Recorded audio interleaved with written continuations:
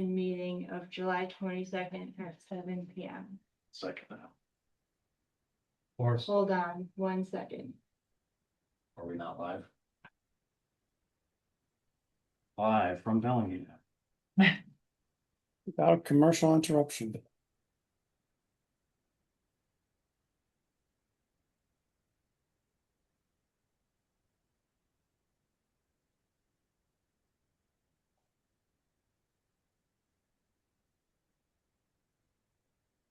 I saw the circle Good. of, was all right, good. Yes. All right, so I'm gonna make another motion to open the meeting of the Conservation Commission on July 22nd, 2026 at 7 p.m. Another second. Another second, okay. Since we have a member online, we'll do the roll call vote. So Steve, Aye. Paul. Aye. Don, Aye. James, Aye. and Mike. Aye. All right. I didn't know we need to make a motion. I've never done one for that opening, but that's okay. Sounds Yeah, official. it's a new thing. I'm not sure how I feel. That's fine. Honestly, so, all right, it's open. So Yep. first hearing is a new hearing for an abbreviated notice of resource area delineation for 62 Hartford Ave, map 4, lot 14. Delineation to confirm border and vegetated wetlands. Applicant is Louise Porto of Fence Today. And the representative is Brandon Fanoop, I hope I pronounced that right, of Ecosystem Solutions, who's online. I'm here online representing. Do you want to go over the project a little? Yes, please. Hello, everyone. I'm Eliza Anger. I'm a wetland scientist for Ecosystem Solutions. I also have Brandon Fanoff with me tonight. We're representing Louise Porto of Fence Today for this ANRAD. I personally performed the wetland delineation, which was checked by Brandon and also checked by Hannah. The location is 462 Hartford Ave. It was directly across the street from the Cumberland Farms in North Bellingham, right down the street from the Medway town line. It's a 14.1 acre parcel that is more or less triangular shaped and sandwiched between Farm Street, Stone Street, and Old Log Lane. Along Hartford Ave, there's an overgrown field where the 1803 farmhouse used to be, but the rest of the site is more or less forested with marshy areas closer to Hartford Ave. There is a lot of old ditches in the swamp, which kind of reminds me of an old cranberry farm. I flagged the site in March this year with 3 different flag series. Your conservation agent, Hannah, made some changes to the wetland line and some additional flags were either added or removed. Last week I went out and made those revisions as she suggested. I don't know if you received it yet, but today I sent out a memo with all the changes that I made to the wetland line. I also sent out a revised ANRAD site plan with the changes. I emailed back and forth with Hannah today. She said that she would like to check the revisions that were made, possibly around next week.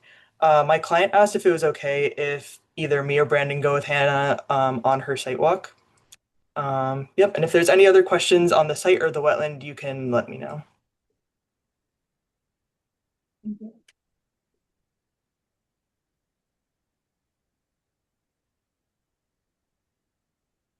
Does anyone have any questions? What's the intent here with the site? I believe where the lot has frontage along Hartford Ave, they would like to develop a portion of that.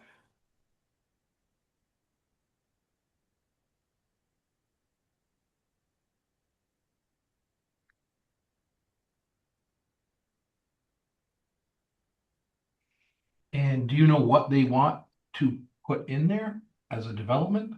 Find it I in don't the exactly notes. know. Brandon might know more than I do about what he would like to put. Yeah, so because it's an ANRAD and they're not proposing any development, it's just to confirm the wetland flagging. They don't. They don't have to, Yeah. but you know, it seems just to have an idea, but because eventually we will. So Hannah, do you think that your comments were adequately addressed by the correspondence that you received today? If you have had time to review it? Yeah, I mean, for the most part, I didn't really get too much of a chance to take a look. It was this afternoon, so Read through it kind of quickly. But yeah, I mean, I'd definitely be willing to go out with a member of the team and just check on those last couple flags just to confirm that everything has been kind of revised accordingly. When do you want to do that? Probably sometime next week. Okay, I'm around a lot, so. Want someone to go? Would that be okay with the normal timeline for an ANRAD? They have like 21 days. They sign a waiver form. Saw that in the documents, yeah. Yeah, there was 21 days to open. We still don't have a file number. I don't believe we do yet. Actually, let me take a look. The EP's been on this move recently of getting a file number. Like now. day of or something, right? Yeah, that has I do happened. see that the waiver's been signed, so that's good. Yeah, no, still no DEP number. Unfortunately. So I'd say it'd be smart for us to continue until you get to do more of your due diligence. Yeah. And then hopefully we'll have a number at that point. Do you want anyone to be on site during the site walk? I mean, if one of you guys wants to be there for the hell of it, but I think they asked if they requested if they could be on site while I went, so I'll coordinate with them. depending on- Yeah, and then whatever time you choose, just let us. Just let us know. Yeah, I'll probably be available. Just to see the site. Does anyone from the public have any comments?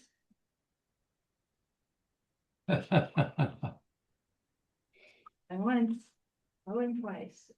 Okay, I'm closing the public comment period. So I guess we will vote to continue to the next hearing, or Yeah, I think we can get it done by then. There's only a couple flags, so. August shouldn't be too 12th. crazy. August 12th, yep. I will move to continue this ANRAD hearing to the next scheduled hearing on August 12th. and coordinate a site visit in the meantime. Second, Second, Mike. oh, Mike second, thank you. Mhm. Discussion. Okay, Steve, I'm just checking peer review. It's all about flag movement, so, Yeah, Nicole. Aye. Don, aye. James. Aye. And Mike, Aye. unanimous vote. Wait, Am I voting for? Oh, yeah. your vote. Aye. So, All right, thank you. We will coordinate, follow up with the meeting dates, and I will let you know. Okay, sounds good. Thank you. Thanks. Thanks. All right, so now our next meeting, 41 Lake Shore Drive, another new meeting or new meeting or new hearing? Yeah, the RDAs are technically meetings because they don't have to have public comment. It's just like a weird regulatory thing. So it's technically a meeting rather than a hearing. All right, so new meeting, request for determination of applicability, 41 Lake Shore Drive. Alteration of buffer zone to BBW to replace the failing septic system. The applicant is John Glossa, 46 East Street in Walpole. Property owner is Chris Henson, 41 Lake Shore Drive. The applicant has requested a withdrawal and is filing a notice of intent. Likely at some point, I assume. Okay. Do we have to vote on this? Mhm. Where are we voting on? Is there a motion on it?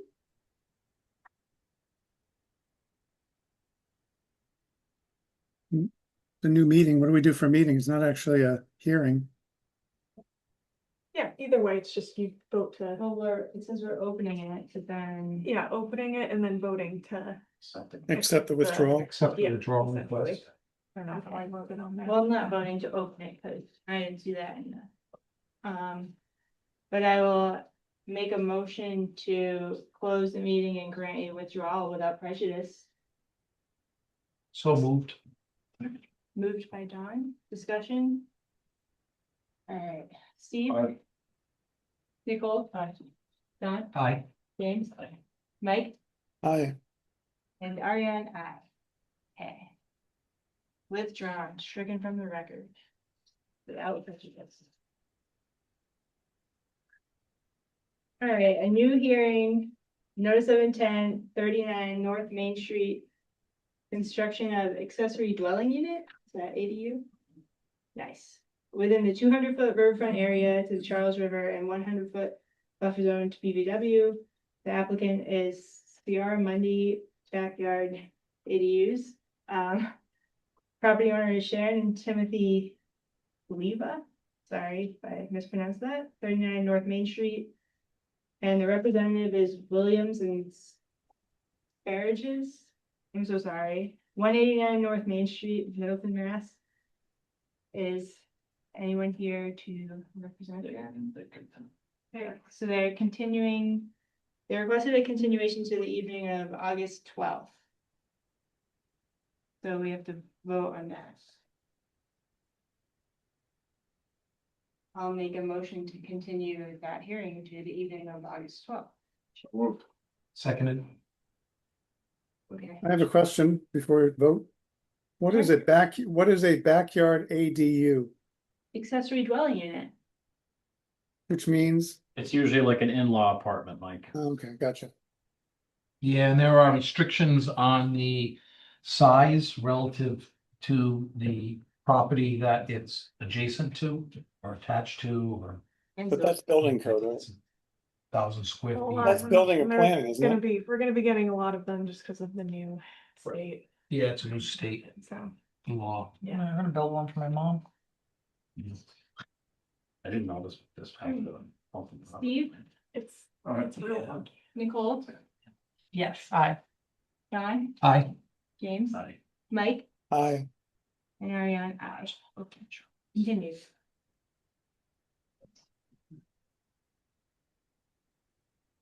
Wanna Is see. this one continued? The continuation of public hearing for the order of conditions amendment request? No. They're all, well, I guess we'll see how many Push we the roll. talk about, but Wait, we're talking about them. the Brian, amendment request isn't continued, right? no, not- it is a none of them continued are. hearing. All right. They're all Oh. continued hearing. Yeah. They're not new hearing. No, I meant not continued tonight. We're not. Correct, yes. Okay. That, I'm just in case you saw that on there. Right, I was worried we were gonna. Yep, actually, Yeah. it's done. We're only. I will- I'll open the public hearing Hmm. for the order of conditions amendment request, Mechanic Street and Mill Street, map 31, lot 13-1, Red Mill on the Charles. Amendment request for adjustments to roadways, stormwater management infrastructure and site grading. Applicant Toll Northeast V Corp. Brian Madden, LEC Environmental is representative. Good evening, everyone. Brian Madden from LEC Environmental Consultants. I'm Jeff Heidelberg from Toll Brothers. So I think we'd like to just give you an update on where the peer review stands. We submitted some additional information last week. There's a planning board meeting scheduled for tomorrow. And last week, Ty and Bond had submitted a supplemental peer review response that goes into a lot of the stormwater details, nitty gritty bits of information. But I think the only thing that's maybe a little bit relevant or pertinent to the Conservation Commission is, one thing that we are seeking confirmation from the planning board is around the drainage basins. They do require fencing. So we are proposing to install 4-foot tall decorative fencing that I included a photograph of what that looks like in our supplemental information. But around the basins, we would include a 6-inch gap for wildlife to pass under, but it's a safety requirement that the planning board is requiring. But other than that, there's a lot of drainage calc information that's going back and forth and some design details therein, but I think the fencing is the only thing substantive on that front. But if there's any questions on stormwater, I'll move along to the supplemental information that we submitted last week as well. All right. So hearing none, we formalize and put pen to paper the maintenance responsibilities for the retaining walls that are located on lots, along property lines, or extending into the open space. In addition to the footing drain, I can go over those in more detail, but we did provide a narrative that basically it just formalizes what we maybe verbally have discussed at past meetings. And we had also submitted an easement exhibit that I can share my screen. Did that earlier, so you should actually. Okay. Thank you.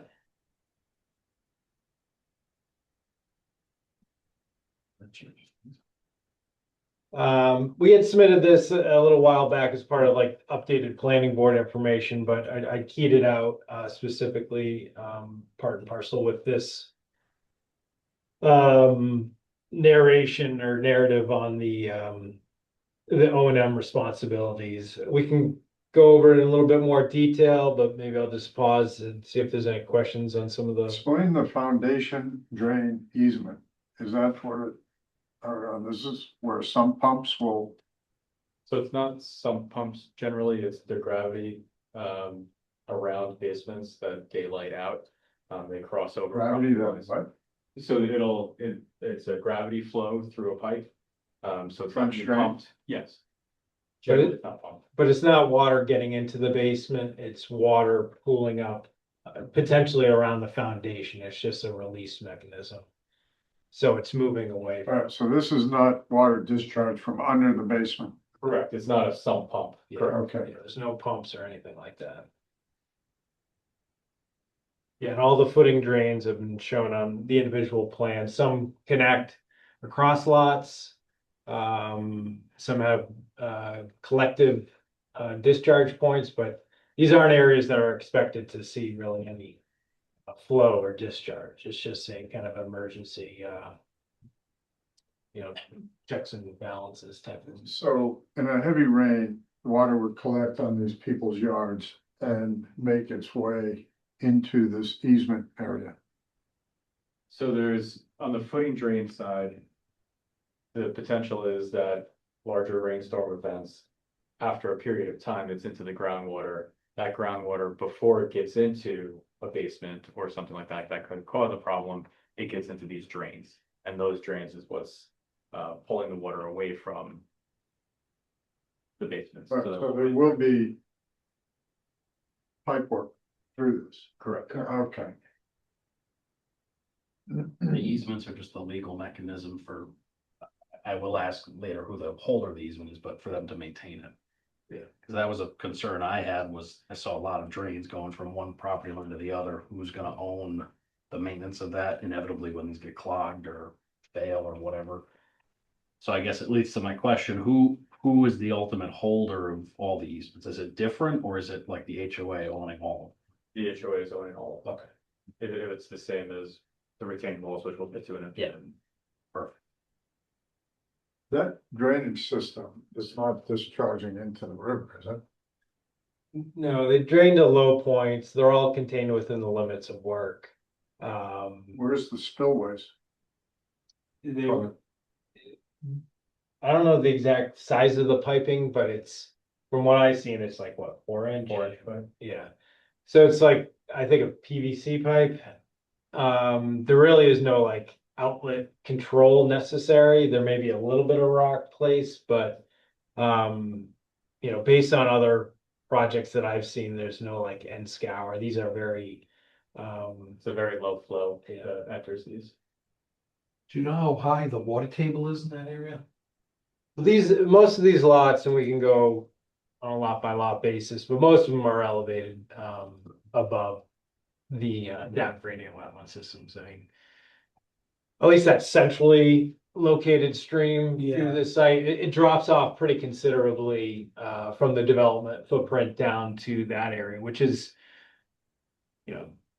without, I mean, I could zoom in on the plans, but just eyeballing it from memory, it's anywhere from 10 to 20 feet separation.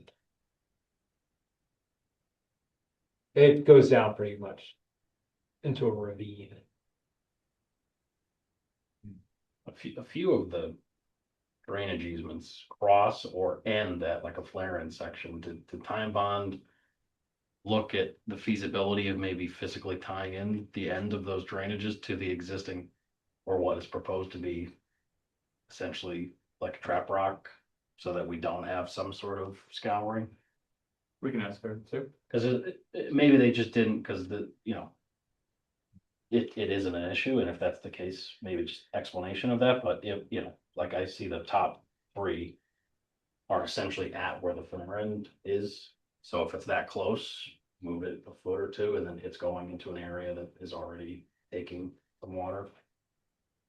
Yeah, maybe a combination of the gray zone exactly work, or it's in, additional piping that may not be necessary. What are you referring to, James? Are you talking about the northwest corner? Yeah, that's the easiest one, I think, to point out. Like if you go to the longer Oh, I see the overlay. easement Okay, in between 1 and 2. Yeah. You can see the flare end.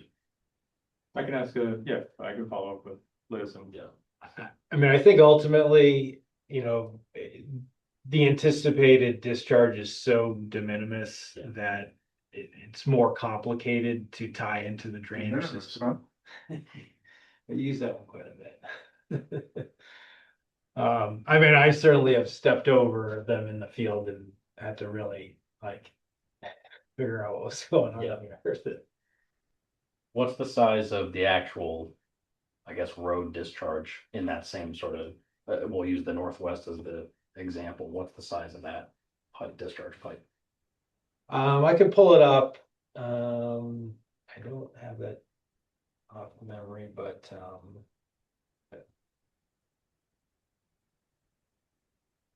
Just to get an idea of what, I guess the difference would be.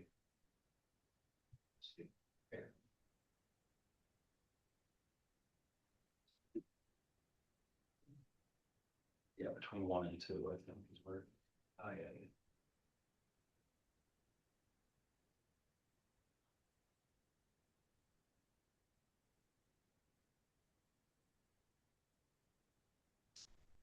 Let's see, it's just checking page. It's like 12-inch. is that what you saw? Yeah, Or is that the inward elevation? that was a pipe diameter. Oh. That's what you're asking. Yeah. 24-inch. At the outlet. Yeah. Okay. Right here. So yeah, Yeah, because if you wouldn't mind just asking the question, and then, I'm plenty confident in Time Bond's ability to either tie that in if they think it's necessary, and then if not, I'm sure they can explain why it's not necessary. Yep.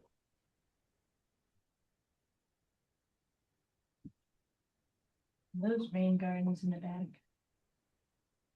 some of them along this stretch have subsurface infiltration systems.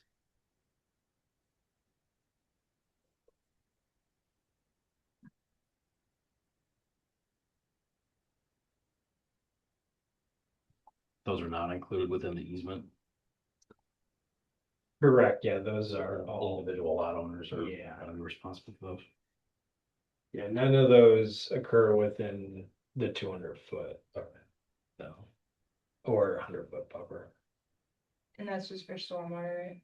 Yeah, there's a few select locations where the grades just don't make sense, and the subsurface infiltration is the only way to capture that on the lot. What kind of subsurface infiltration system? I don't know if it's like Cul-de-sac, yeah, it I believe it's could cul-de-sac. And also, it's just like a prefab drop in. Okay. Yeah. It's on the plans. Sounds like you guys do this a lot. When in doubt, go with the subsurface.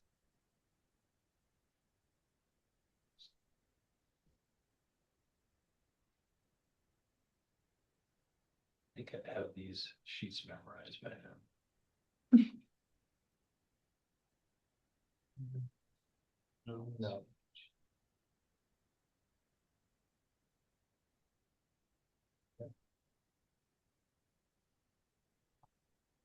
Like a water quality unit.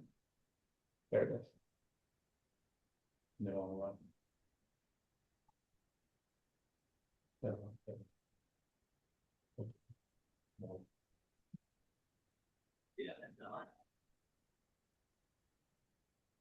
Storm tax. Storm tax, Yeah, just that's correct. more or less the same. And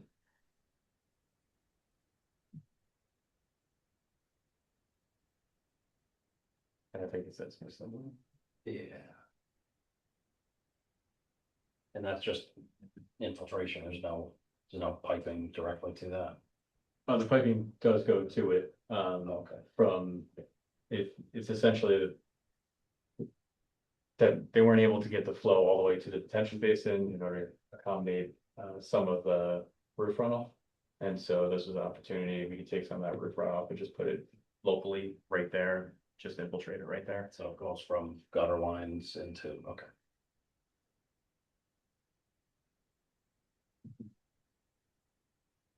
So otherwise, we talked about the retaining walls. One of the questions that has come up, and I think there was a few more specific questions at the last meeting.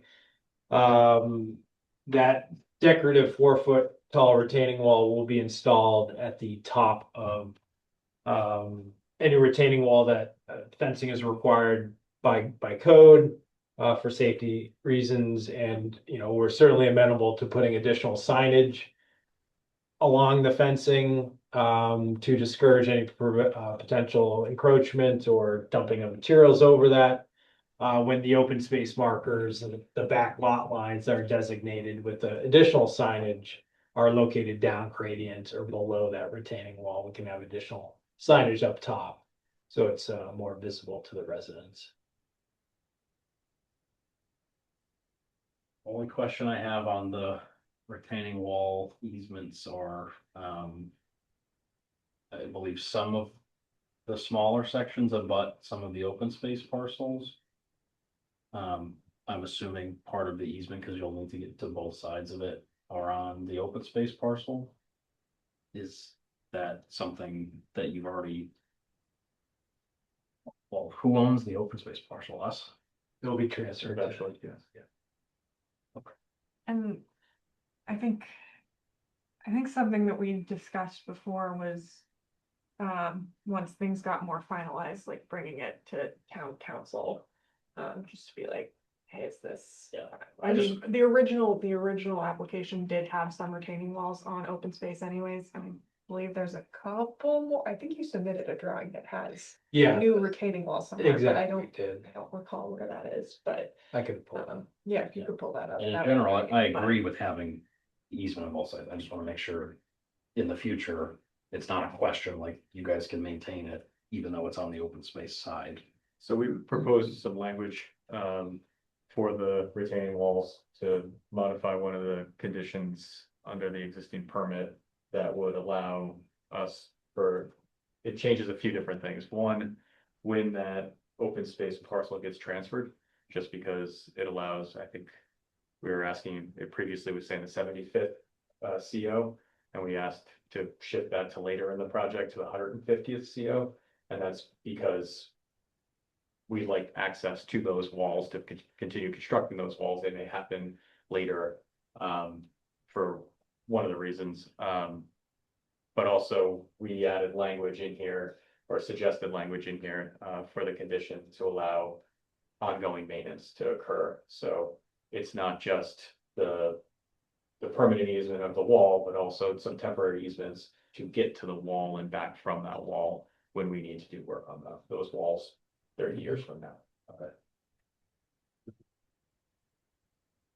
And there's many ways that can be resolved legally and just documented legally, you know, whether it's baked into the deed or, you know, separate easement documents. Yeah, I'd recommend it not just be within. Yes. So, having it either be like a license easement or something like that, separate on all the. At the registry for all the properties where it's, I guess, relevant, that way there's kind of no question on it in the future. Yeah, so we suggested the language. This is the language that we're also seeking confirmation from the planning board as well. So, you know, however If town council needs to weigh in and, but I'm sure we can finalize and agree upon that. And additionally, we provided language on the HOA responsibility with these walls, as a suggestion for conditions to be included to respond to your concerns of, ongoing maintenance. So there's just a picture of that fence. So is that what's gonna go on top of the retaining wall? Yeah. Okay. And the only difference around, so it's the same fencing around the basins, it's just going to have that 6-inch gap for wildlife. I think that's the max we can allow for to maintain the safety and security of the basin. Yeah. And again, the basins aren't, they're gonna drain quickly, but, it's a little belt and suspenders just to make sure no one's watering it. So we had, In some areas, that's gonna be up above the retaining wall, in which case some of those retaining walls are 8 feet tall. So from a Exactly. safety perspective too. And we had brought up, I think you had the concern about people throwing clippings and things over the wall. That's why we had conversation about signage. Yep, and we're certainly amenable to appropriate locations for that. I think in addition to, we talked about at the last meeting, like educating the homeowners, that will be a key component. And then the HOA would be responsible for the sign maintenance along with the fence and wall. So Is the HOA responsible for going around periodically, annually, quarterly, and checking to see if people are not in fact dumping or are dumping and deal with them if they are? So we hadn't included that language in these suggested conditions. We're amenable to it. We can add that in. Right now, the frequency by which the HOA is doing inspections is for the structural integrity of the walls. Right. And that's a 36 months, so every 3 years, they're checking to make sure that the walls are structurally sound. But we're, we A can lot of definitely add in. a lot of grass clippings could be tossed through that fence in 36 months. Yep, so if there's additional inspections that you'd like to see, we can definitely add that in as a condition. On the other side of the walls, in most cases, will that be open space? In most cases, yes. yeah, So we would have access to it. correct. Yeah, you see. You just have to put your. But boots on. yeah, incorporating like just Put your annual bushwhack inspections. boots on. And the next question is, will we need permission to get to it? Will it be? How will we get into all these? We always could go through the talk plans. to the property owner, even if we technically have a right to access it. Well, at least we'll be the property owner. It's like a transfer rather than a. Well, I mean, like if we wanted to access the open space from their property. Like Oh, we yes, could- but there should be, I believe there is access to all of. These the are all public portions ways. Of open space, you'll be able to access it from points in the road. It might be a lot easier to go through someone's, someone's yard. I'm sure, but, I believe that, I don't think any of them are isolated from roadway access, right? Correct. Yeah, so there's public ways that tie into both the stormwater management systems and then the open space you can access from there as well. So the town is taking ownership of the roadways, stormwater basins. There's easements on some of these lots for the sewer pumping stations as well. So the town has access to a lot of this property. Obviously, the individual parcels, they do not, but you will have, as a conservation commission, you'll have ongoing rights because there will be a recorded order for each one of these properties, both these 36 properties anyway, at the registry. And there's never a situation where from the open space boundaries, there's not much separation to retaining. So pretty much right along it or certainly within, visible like the distance. Michael, Yes, how, as a commission, do we enforce violations of that? we discover that someone is in fact throwing debris over. What- In the past, usually the agent has gone and spoken to somebody if they've seen it. However, if the HOA is responsible for the maintenance and we write that in there and we put it on them to not only just inspect it, but actually respond to and deal with property owners who are in violation by dumping or other transgressions over the fence into the public open space. I think it's better to keep it on the HOA as long as we can, as much as we can, and not get us into enforcement, because there's a lot of properties there and I'm not gonna walk them all. I'm sure you don't wanna, and who wants to, and I'm not sure that we have the same weight of authority as the HOA would have. Mhm. I mean, I would disagree a little bit and say that we would probably have a little bit more, especially if they are in areas where it's jurisdiction, so. Yeah. We send letters in the past just saying, hey, you're dumping on open space, please stop people, or put up notices in the field and say, hey, if you're dumping here, remove this. If we can, contact them and figure out who's been doing the dumping. Or if it's in jurisdictional areas, and then you can actually send an enforcement order if it's dumping in. But we always have jurisdictional that area right as well. to do that, so I think Yep. it does make sense But to it have is, it part of the like Mike was HOA saying, it's, for inspection. yeah. You know, that's not uncommon. Yeah. I know my son's property is like that. Their HOA has to do, And periodic. it's a lot, it is a lot of legwork to go through all of those. Yeah, and it's not like we want to be No. policing it on a, routine basis. It's just a I matter. would just say to make sure that in the language that if they enforce like violation remedies, it should be within all local, state and federal. I would leave it at, if they notice what they believe to be a violation, they refer it to us. That's what I. Hey, the whole point of the HOA is to take a load off the building inspector. So why can't they take our load too? I just wouldn't want someone who maybe is not versed in the WPA to be making decisions on what a proper remedy should be. Yeah, I mean, I see the HOA as the first line of defense to recognize and report. I mean, if you're dealing with any rogue homeowners, maybe starts with some lawn clippings that can be easily. And my concern would be, If it's something more extensive, then we would. my concern would be a homeowner that gets a notice and says you're dumping and he basically says, yeah, you're right, what are you gonna do about it? Yeah. And we're gonna keep going. That's what. Are we lost at that point? No, at that point, I think the HOA would be reaching out to you and saying, hey, got a road homeowner, we need an enforcement on They, it. they won't listen to You're the gonna nice get thing, one. how about you guys get legal? Yeah. All right.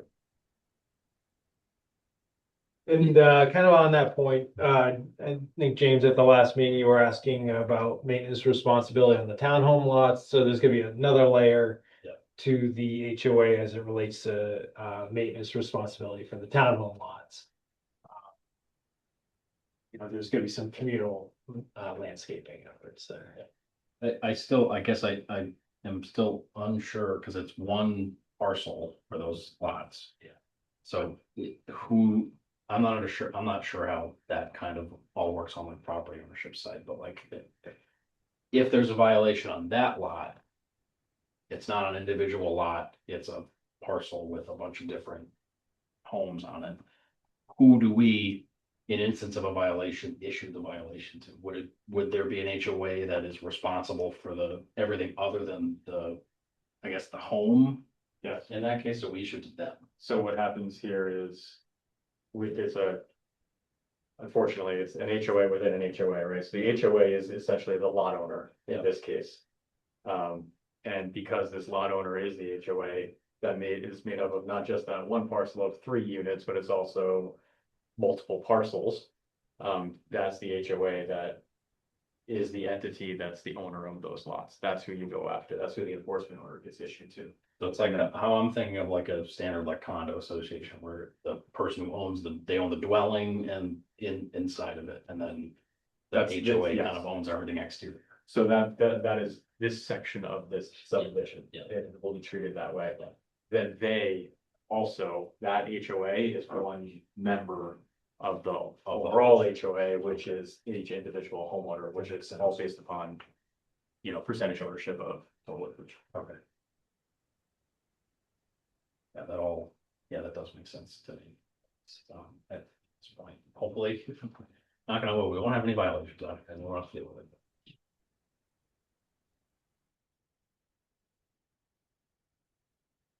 Any other questions from commissioners? Anyone in the public? So the only, here it goes. Close comment period. So we had suggested that language, for that condition number 53. Really, I think the only other, we didn't identify any other special conditions that really need to be modified. I think some of like tying to plans of record that will just need to be cleaned up. As and that kind of ties into like phasing elements, but otherwise, I think that is essentially it. And So should we pull together some additional language for a suggested condition that addresses the potential encroachments of dumping, things like that, Yeah, that would be and the nice. frequency of Yeah. the HOA checking it out?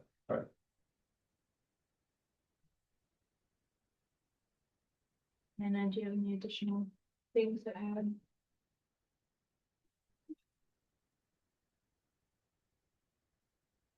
Oh, I think something we had talked about was that's on here as well, the proposed revegetation plan. I had assumed you guys would like to see a full scale plan of that, but it's up to you. Well, what were the areas that, and what were we expecting them to plant? Is it Yeah. just like seeding, or are we doing full shrubbery and?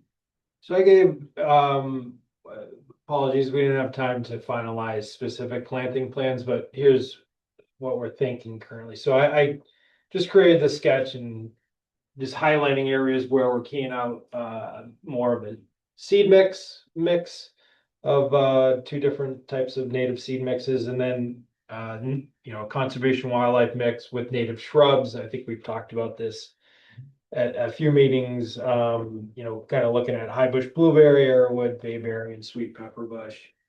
You know, we have this exhibit, which at this scale identifies where some expansions have occurred and where some areas have been reduced in footprint, but maybe overlap with some previously disturbed areas of the site that warrant restoration.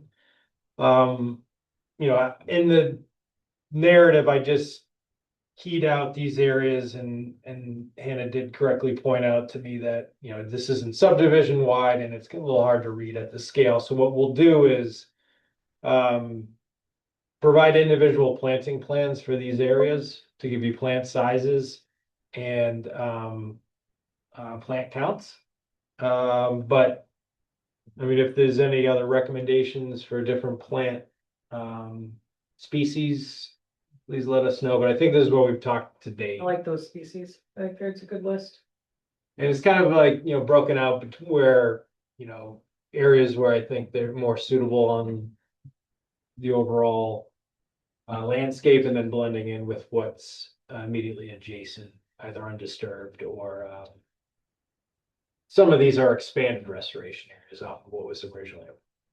So we can certainly provide a higher level of detail broken out, kind of use this base plan as the larger template, and then we can give you individual sheets showing where plants are going. If you could include on this table, the resource area impact table, if you could include like a similar one that has the original approved restoration area. And then like the modified restoration area with the current plan. You just trying to see them. Yeah, and if you remember, we did reduce the footprint as it relates to, you know, riverfront area impacts after reassessing that calculation. And, you know, some of these areas where we are maybe bumping out the limit of work in a few locations are temporary in nature that to accommodate grading and avoid additional retaining walls where that can be accomplished, but it's been minimized and we can certainly revegetate it and make sure it establishes and then just let it naturalize.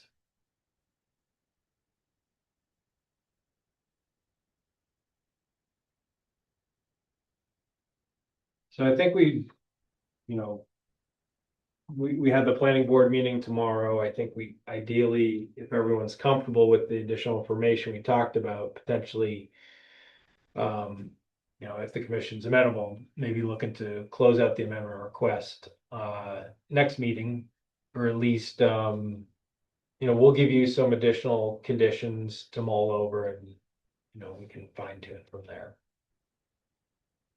Might be in 2 meetings, right? Because you'll have to write those conditions, so. And I guess that was kind of alluding to what I was gonna say. Just if there are other conditions, like when I'm going through the whole thing, looking for things to amend, if there are phasing notes in a couple conditions, like I don't want to miss that if that's something that needs to be changed. So if that's something that, even if you don't know the exact reference yet, because the plan set might change a little bit depending on the notes, like you could just mark out what those conditions are that will need to be updated once we do have the final set, just so when I'm going through and writing stuff, I'm not missing them and then we have to come back and do that whole thing again, just for a stupid, like, miscommunication. I think that would be helpful for me personally. Yeah, we did go through it and I don't think there's much in there that warrants. I think it was, tactfully done to be either, broad or not like overly detailed that just made it deviated from plans of record and materials on file. So but we'll go do another pass through and provide any recommendations. Did you So- notice the name of the road is Hannah Road? The planner did point that out. Point that out to me. I had not seen any of the roadway names and she was like, "Oh, you see that?" It's named after you. Yep. All your hard work. Many years ago, it anticipated my employment with Bellingham.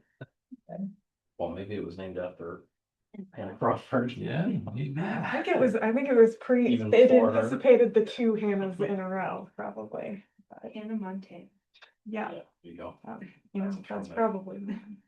All right, so I will make a motion to continue this hearing to the next meeting of August 12th at 7 p.m.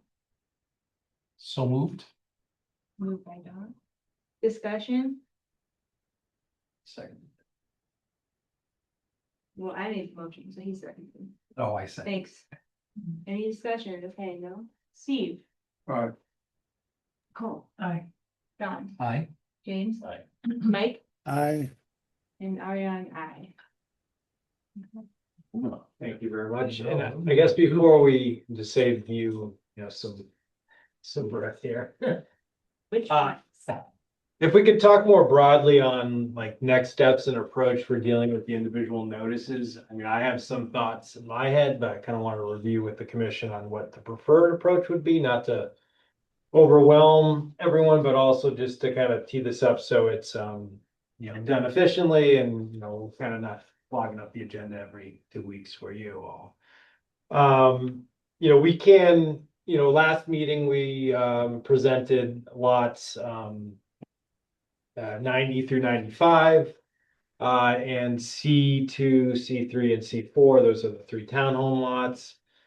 I could circle back and see if you had any further questions on that. We don't have any additional materials specific to those lots, no updated plans. The only thing I think we owe you on that batch is specific planting plans for lots 95 and C3. So we'll certainly provide that. But I almost see moving forward beyond that. And let me just pull up the subdivision. So I can talk more broadly.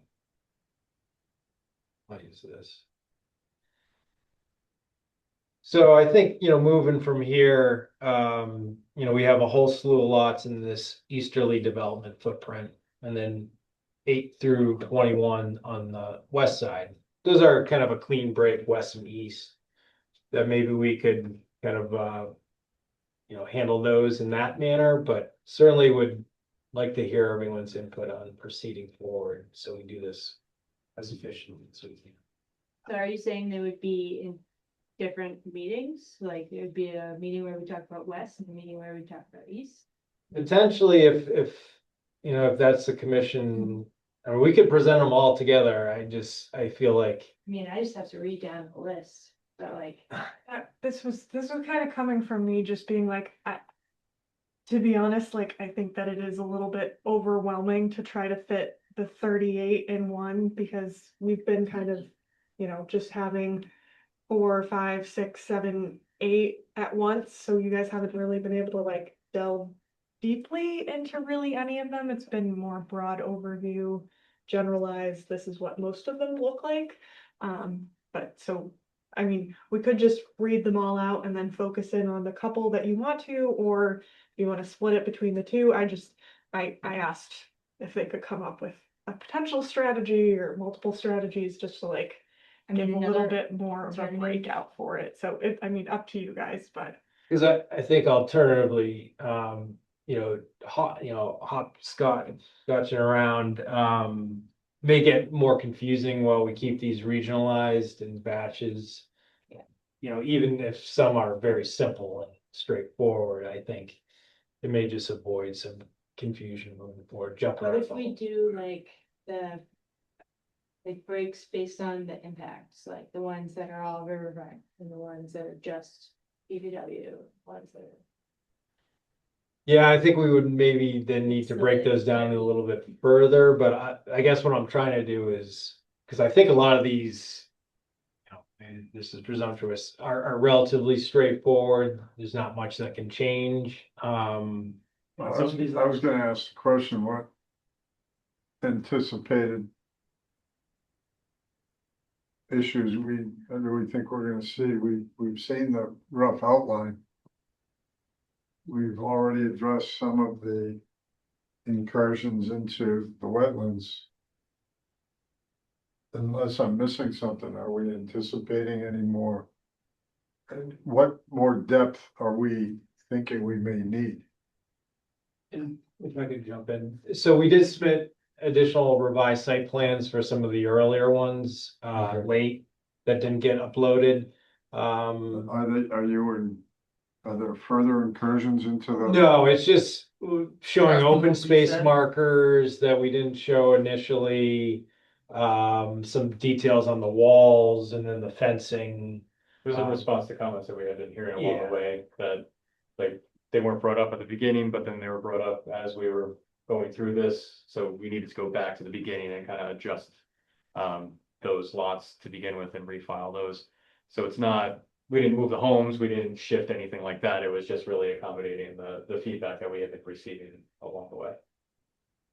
And I guess just to clarify the breaking it down a little bit, I mean, I also, not to be presumptuous, there are some that are, only a little bit into like the 100-foot or a little bit into the riverfront, where a lot of the mitigation has already been accounted for in the overall permit. But there's some that are a little bit more complicated, where you get into structures in the 50, incursions into the 25, where we talked about planting plans for some of them, or reducing structures in the back for some portions. So that was more what I meant. For some of them get a little bit closer and others are much further outside. What about total impacts less than 1,000 square feet and total impacts?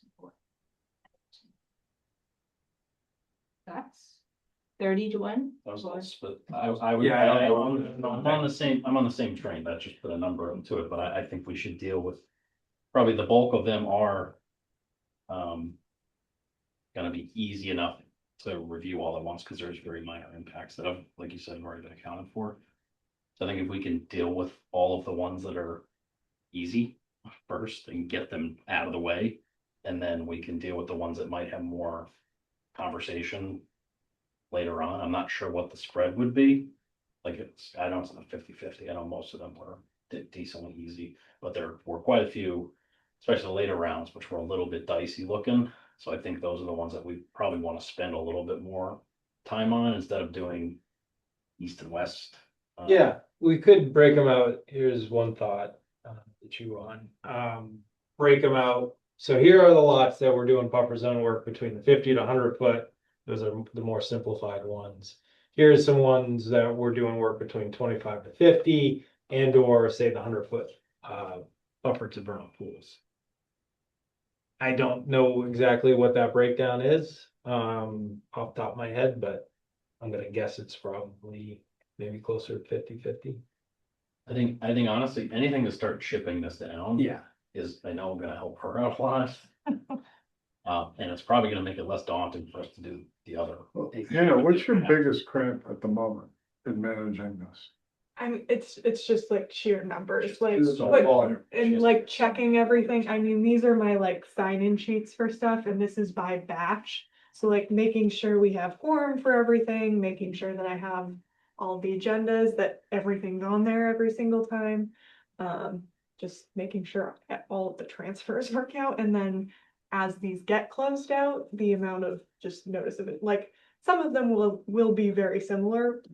And we can get kind of templates for it essentially, but it's still a lot of paperwork and a lot of entering things into EDEP and just volume.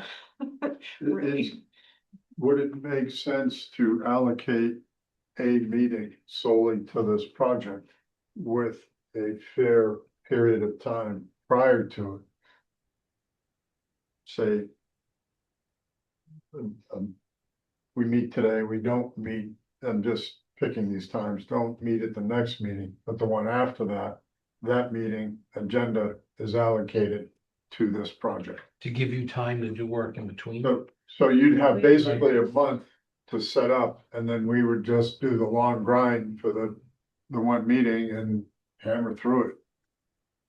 As long as we don't have other hearings. That's that the are problem. required by Unfortunately. law to be Yeah. heard. That would be Watch, my we're only gonna get concern. Red Mill and Charles too. Because we never really know what's coming down the pipeline, so if somebody submits something and we need to put it on. So what's the requirement by law? Why can't we 21 say? days. We can request that they push it out, but a lot of the time people want to get their project heard as soon as possible, so they won't grant a continuance. Unless we literally can't schedule a hearing at that point. I feel like there were only like 5 or 6 lots out of all these that we were like.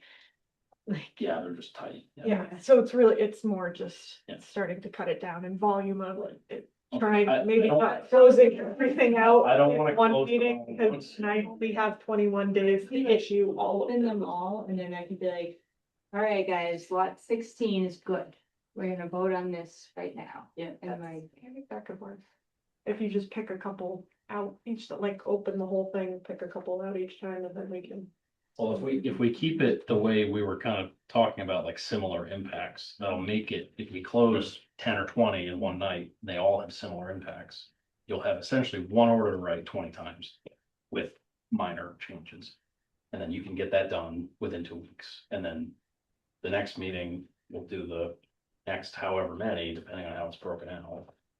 And then they all have similar impacts, same deal. And then there might be, the 5 or 6 that are like, tight.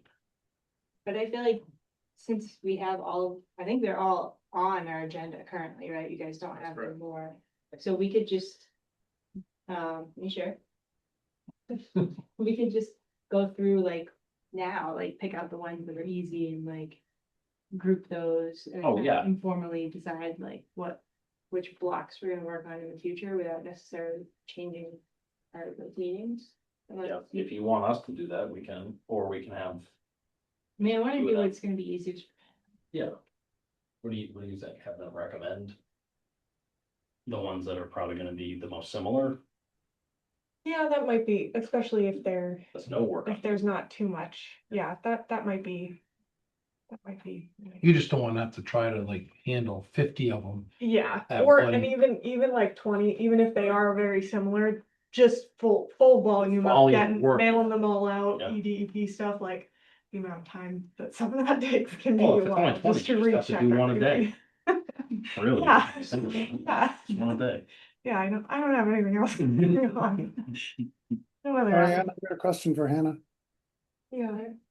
So, is there anybody around the building there and downstairs on the first floor, I'm thinking especially in your area, that would be, as a resource, somebody who would do some of just the, I don't say grunt work, but the leg work, which is, as you said, mailing stuff out or just getting this particular form into the EDP, whatever that stood for, system and so forth, that with 10 minutes of training or showing, because they understand the overall, I'm not talking about taking somebody from finance upstairs or town collector or tax collector or somebody, but somebody that's already in the town offices or has been a temp in the past or a part-timer. Didn't we have somebody named, started with a K, that worked down there as a backup person for you and Amy? Amy's the land use administrator, so she Well, I definitely know she's the helped me land out with a administrator. lot of that mailing stuff, but Did- in terms did- of like writing the permits. That's Didn't you have somebody named Katrina or something like that that used to do stuff like that too? Yeah, she actually is in the finance office. So Okay. she actually is in the finance office. Or I was gonna say, but I'm pretty sure you'd say, no, it's not worth the effort. What if the Concom says, we'll hire a temp for you for how many hours per week you want for a month? And see if that helps knock down the load some, but you'd have to train that person in what you need to do. Were we in interns?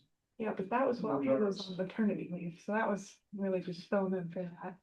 Yeah, I mean, maybe, but How I many- think also finding the time to find somebody for that. I mean, we Right. have years and stuff. Don't wanna make- But How's medical officer? permit side of stuff, I mean, it's like our names on it, I'm sending Yeah. stuff out. so You get two usually, assistants right here. As much as, it's appropriate, we can prep some of the paperwork and pass it along if that's easier. How many realistically do you think you can get done in between two hearings, like within 2 weeks? I'm not sure. It really, like, if I had a slow week, I could do all of it, but it's really, it just depends on like how much other stuff comes in, which a lot of I do know there are other projects that are gonna be coming in the next couple weeks or months, but I don't get really updated timelines on it until it's sent in, so. Don't we have that enrollment space meeting coming up? In August. It's coming up. How many, 38? 38. So 38, so what if we broke them, just for argument's sake, into three segments? I mean, are we even gonna be on our today? Would that negatively affect you guys if we were to Well, do, break them into three even, roughly even? I think it depends on, when that starts.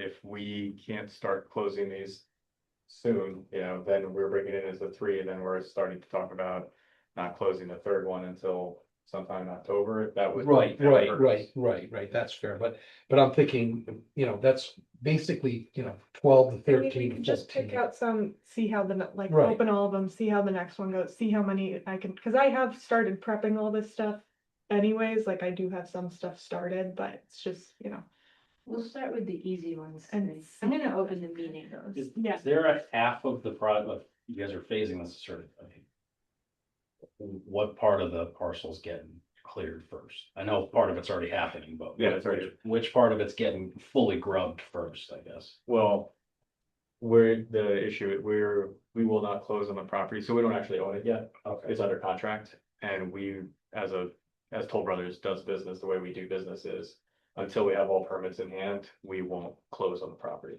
Because there's too much risk that So we you won't won't start construction until everything's. Exactly, yeah.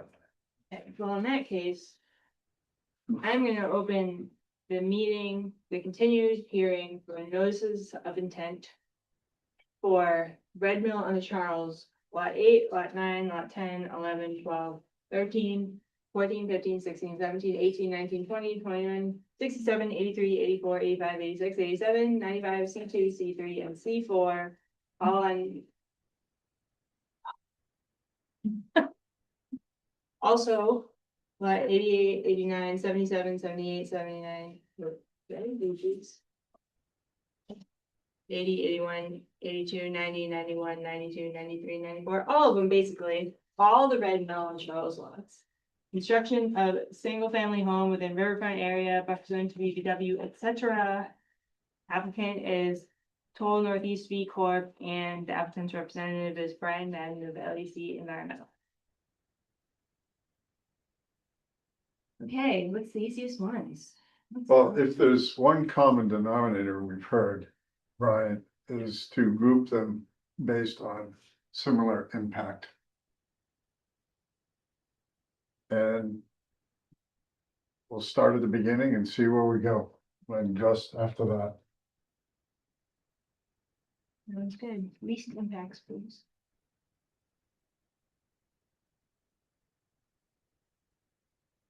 Sure that's something they have in hand right now. What's that? Count real quick. I'm just not sure that's something they have, because I think they proposed these two months. Or we can adjust. You know, he's good at letting them fly. Only 8 o'clock, so. It's just a little spoon. Do you want me to just start on the west and go clockwise, and I'll flip through them? Yeah. And then we can kind of just. Just see give what it a they thumbs up or are. thumbs down. No, this was too hard. We'll push it off till later. Maybe we'll keep track of which ones are kind of like. I think if one of us has a face, you'll know. I'll be looking at that. And I mean, if the commission's also, or Hannah specifically is amenable to this, I don't know if we can close any tonight that are real simple, contingent upon the amended order being issued, because I don't think they're gonna affect anything to do with the amendment is gonna necessarily affect what's going on some of these simple lots. I don't. That may defray some of the paperwork a little bit. I don't know if I feel comfortable personally voting on this when it's dependent on the other project. I also don't want to necessarily close on ones that we haven't seen the updated plans for yet. But I can start like prepping some of those. Yeah. If you You've have always been- comments up to, Yeah. like, if we go through some and I you're just like, don't okay, wanna this s- is, I would feel comfortable closing at the next meeting if we close on. the Yeah, other. I just don't want to start the clock tonight for you. Yeah. And then that's just the line. Unless it really is of nothing work, maybe I'll make a motion. There's something out Yeah. there. If I make a motion, someone's gotta either second or not. So what's the purpose of what we're about to review? I'm sorry, Ease of review, if we're gonna go based, like, Right. I think Brian's gonna kind of go throughout the site, and we're gonna say, this is easy, this is. okay, this so is- that's it, good, all right, so we're not. Beautiful. I didn't want to close on anything either. Yeah, what do you say, Brian? Anything within the 50 to 100, we're kind of categorizing as easy, and then everything else is not more difficult. Before we begin. I have a crashing blood sugar and I need to deal with it. I will be. You got something in the car, or you need? No, I don't. So I'll be over, be right back. We might have candy downstairs. I'm gonna go to the store. Okay. We had a protein shake. You wanna table this, and I don't know if you have other stuff to discuss. I think this is actually, oh wait, we have minutes. We have You wanna minutes. do other business? Yeah, let me, Are you just gonna go watch them, Don? yeah. Okay. I did open the hearing, I don't know. Matter. This doesn't have any Just sugar kind in of it. pause discussion. Yeah, they're taking a bath for the whole one. These crashing blood sugar is easier to rectify than too high blood sugar. Yeah. Usually- He usually has this emergency thing. Yeah.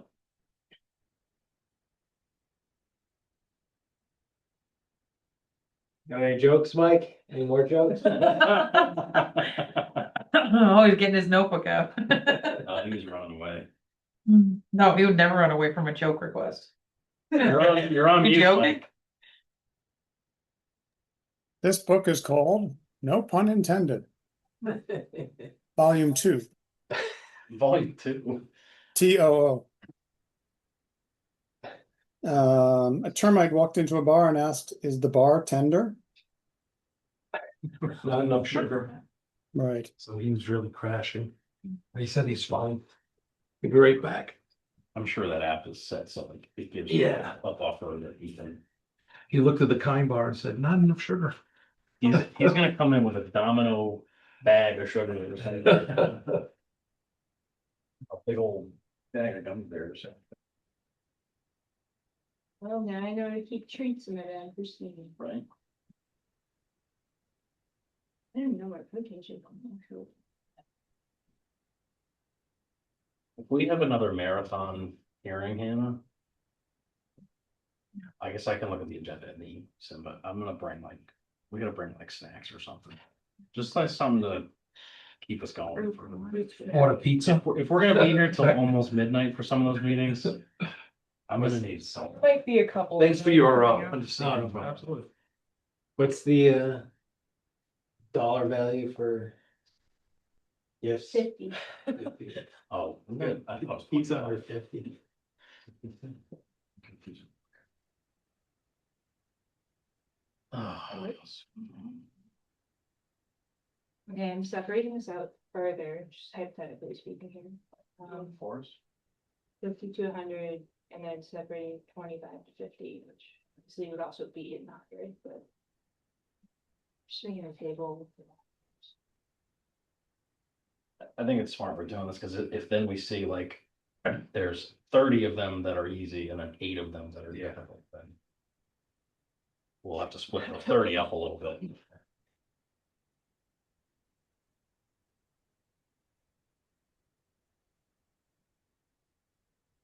And should we count additional local bylaw buffer zone impacts as something different? Or Probably just because the order will be different.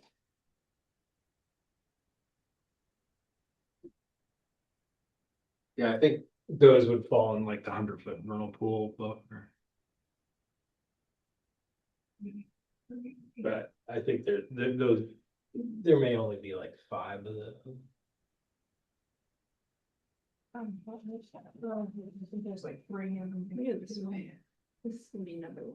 Oh, are these the ones that they're not jurisdictional DEP? Yeah, the only ones that we haven't gotten file numbers on are the 3 townhome lots. You gotta follow. Well, breakdown all lots, and then there's also 2 that just aren't on the website at all, which I was adding all the DEP numbers, and it was like 94 and 95. Those are the local. Oh, those are local ones, okay. I also Whatever. was like, why did they send? I was just looking at that today, and I was like, why is that so loud? You just cover the Walgreens. Yeah. Yeah. That's a good thing that's there. You know. He's gonna come back with a whole bunch of skills. Actually, this is a good chance to figure out what his candy is. No, Well, he's gotta get candy, right? That's the easiest thing. and orange juice. Oh, could be that, yeah. Orange juice has a ton of sugar in it. Oh, My grandmother used to do orange juice. Imagine if you accidentally got a diet. worst day. Like, oh, doesn't even fix the issue. You just gotta use the placebo effect to. I don't think that works. With blood sugar. You're just gonna have to wish it.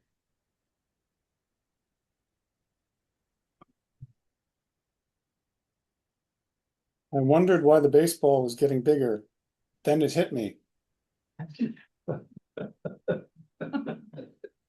You asked, Brian, you asked. I owe a lot to the sidewalks. They've been keeping me off the streets for years. Is it gonna be harder for us to get in and out of town hall for these meetings when the roads are getting built and connected? Cause it's this road, right? That's not getting expanded at all? Well, and then there's one on the other side, right? Yeah, The wait. main entry, the main entry will be down where the Domino's was. That's the other side's gonna be main entry. Oh, I see. Yep. Yeah, maybe it's just like the back parking lot, maybe a little, or Is that road being widened? Is it wide enough? The current road, which one, the one over? Yeah, the one that that goes like into the- dominoes, that goes, Yeah, so it goes into right now that basically rock wall. Right. Like that needs to all be blasted all the way up. Yeah. The roadway improvements are done, so that's the width of the road that's gonna Okay. be carried up all the way up the site to the homes. It's one of the bigger rock jobs that we've ever done, but it also explains why it was a quarry. Lot of rock. Yeah, yeah. Traffic over here is gonna be even worse than it usually is. Oh, we love lots of traffic. Oh, in Bellingham, Oh, yeah, I think that's what we do. We lay out traffic law. I think we could use another gas station. I think you're Or right. liquor there. store. I think we could use 3 right across from the 3 that are already. Those houses, Yeah, perfect place for Sakani Mobile. I agree. Yeah, do you have, are you putting in crosswalks? so the roadway improvements were done already, so the crosswalks that are in are what's gonna remain. Yep. And that was done because there was the project actually falls under NEPA. Goes back way back when that TriStar building was built over there. They were Oh. actually the same project. It was considered the same project because I guess the parcel was at one time owned collectively as one parcel, and then it was split. So NEPA had jurisdiction over it.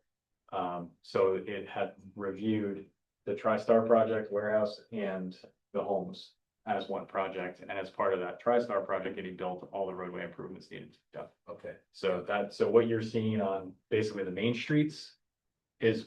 That's the finished same product. face That's anyway, yeah, that's the yeah. finished product. That makes Yes, sense. but You have the like- traffic light and you have, yep. But like back here, there's a detention basin that needs to be constructed. There's additional work that's gonna be done back here that, yes, will be impacted slightly. You know, All the orange juice. Yep, it's the orange juice and, oops. We didn't know if you're gonna come back with a bag of Skittles. Glucose tabs. Anything from Mount Spar, right? Okay, Well, this is. Sorry, I No, Oh, yeah, okay. have these in my pack. I took them out over the 4th and forgot to put them back. Oh, you were right, it was orange juice.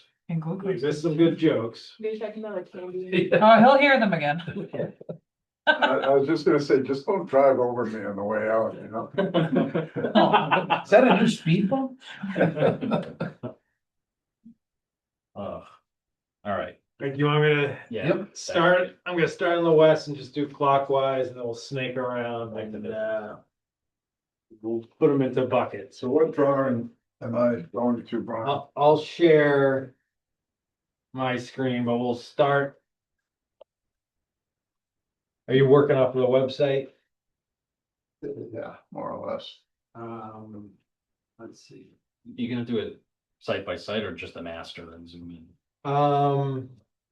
Hannah, you have these all individual sets combined. Yes. Okay, so that's, I got sent like 3 batches, so I just opened them all and then put them. Yeah, individual lot. How about all plan sets combined? Will that work? All plan sets combined, updated 7/17/26.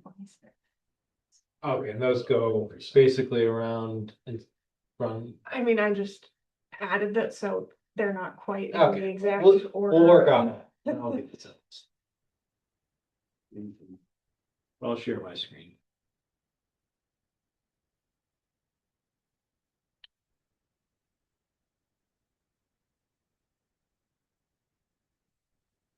All right, starting with lot 8 in the west north side of the project.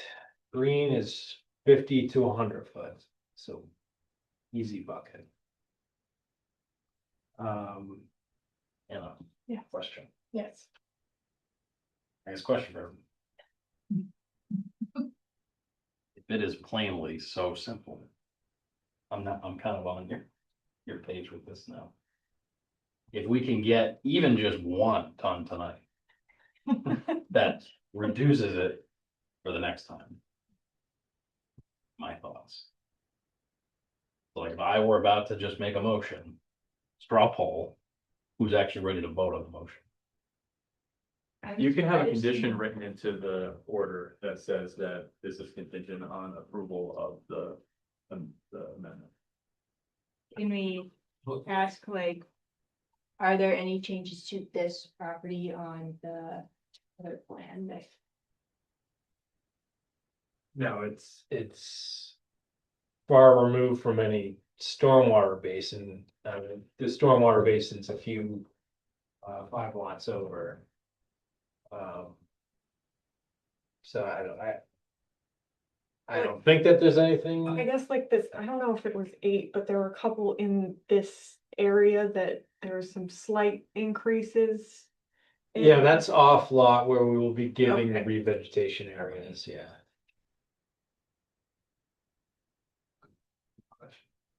Right, is that being too much in it, or, I mean, honestly, I would Yes, think you, some of these ones, I would think you I prefer would to be get them okay out of with the that, way. yeah. I mean, because this was, I think the only comments on a couple batches of these were that we needed to have the open space markers. Yep. On there, and that was on there, and there's no structures in the 50 or anything, so. No, I don't see really any other issues with this one. And you're good with us having that condition about it being Yeah. contingent on the, Mhm. okay, So are we still at 8? you know. You have questions on it? No, I see the flag for the marker and Yeah. I'm gonna move for us to, we're outside the 50 by quite a bit, so. I'm gonna move for us to close this public hearing and approve an issue order of conditions with, I guess, the condition just discussed about this being contingent on the approval of the amended order of conditions for the project as a whole. And I guess any others we've discussed as general conditions. Yeah, That's lot 8. Yes, sorry. that would just include things like the pesticide, herbicide restrictions, all that stuff, the, There wasn't a specific planting plan for this one, right? This was all lawn. Yeah. Okay. Cool.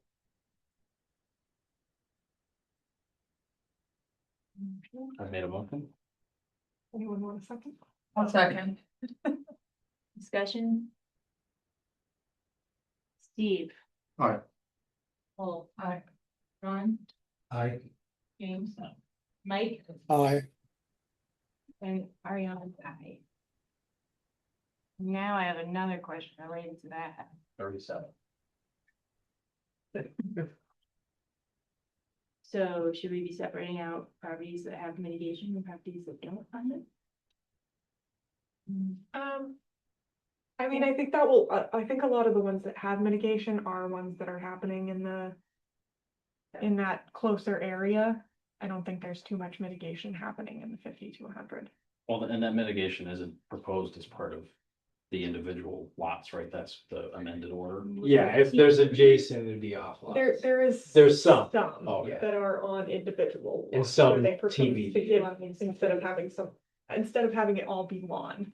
Do you want me to separate that out on my table? Oh, you're putting it in the table. She's trying to, Yeah, I mean, Separate. that could be helpful. I don't know if all of the ones that have Literally mitigation scrolling down. on the individual lots are on there. I think there were a couple towards the end, but they added that on there. But I think it was something for you guys to discuss. maybe let's have that as an open question as we continue through these. If there's a lot that has mitigation proposed on the individual lot, that's not one we're doing right now. That's one we're pushing. Think so. Yeah, so just, so here's 8, and then moving 9 and 10, you can see these dashed lines are the lot lines. This revegetation area is off lot,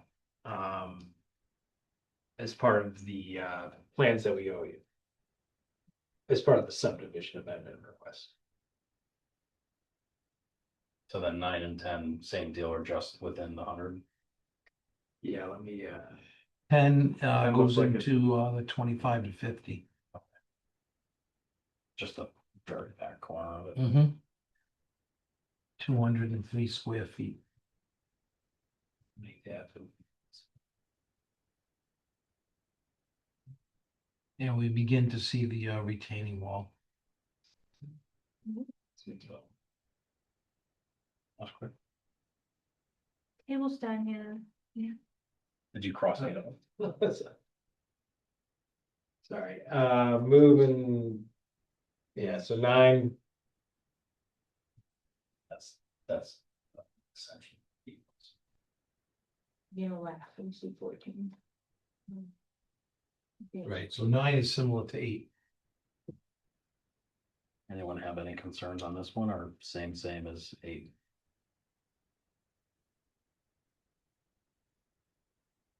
Like that is no. Yeah, I'm just looking, space. Space marker. And Brian, you said the only updates were ones that were gonna be part of the whole plan, not the lot plan. yeah, I think, well, if we get to some of the second buckets, maybe there's a couple lots that warrant some conversation. Okay. Can we go to lot 15? Well, Can we finish this one? yeah, I was gonna do another one. This would be, We'll do lot 15. Just a quick question. I know you had mentioned it before, I just want to confirm. So each one of these lots on the corners will have the open space markers and then one in the middle? Is that the intent through this whole range? Yes, yeah, that's reflective of the updated plans we Yep. submitted. Okay. Thanks. Oh, yeah, maybe Brian, if you have the updated ones, even if we haven't had a chance to, I guess, really dive into them now. That's what I'm looking at now. How are you? Yeah. Does it show the? Yeah, well, that's why I just want to confirm, because I don't remember seeing them all, but see this, 3 markers. Yeah, so I got it Yeah. open right here. I think that was always a condition. Right? Condition is Yeah, part of And the, that's also included. Yeah, I think we just wanted it shown on the individual lot, so that way the property owners are aware of what they want it to be. I'm gonna motion to close lot 9 of Red Mills on the Charles and issue an order of conditions approving this lot. With the conditions discussed for lot 8. So moved. Discussion? Yes. One question. So what will the lawn look like from the property line into the open space? Will it just be continuous grass with just a post there, or will there be some sort of barrier? I'm not seeing one on 9. no proposed barrier, the slope is, it's going down a little bit, but, it will basically just be a native seed mix within the open space With a post, with the post, yeah. post that has a Delineated. marker. And Yeah, and so the posts, you can see like the 10-foot setback off of the Right. side. so, So they're maybe like 25 feet apart from each other. all right, here's the post detail. Oh. All right, so it'll be down 3 feet. Right in the bottom of the drawing is the detail. It'll be 3 feet in the ground. Is that accurate?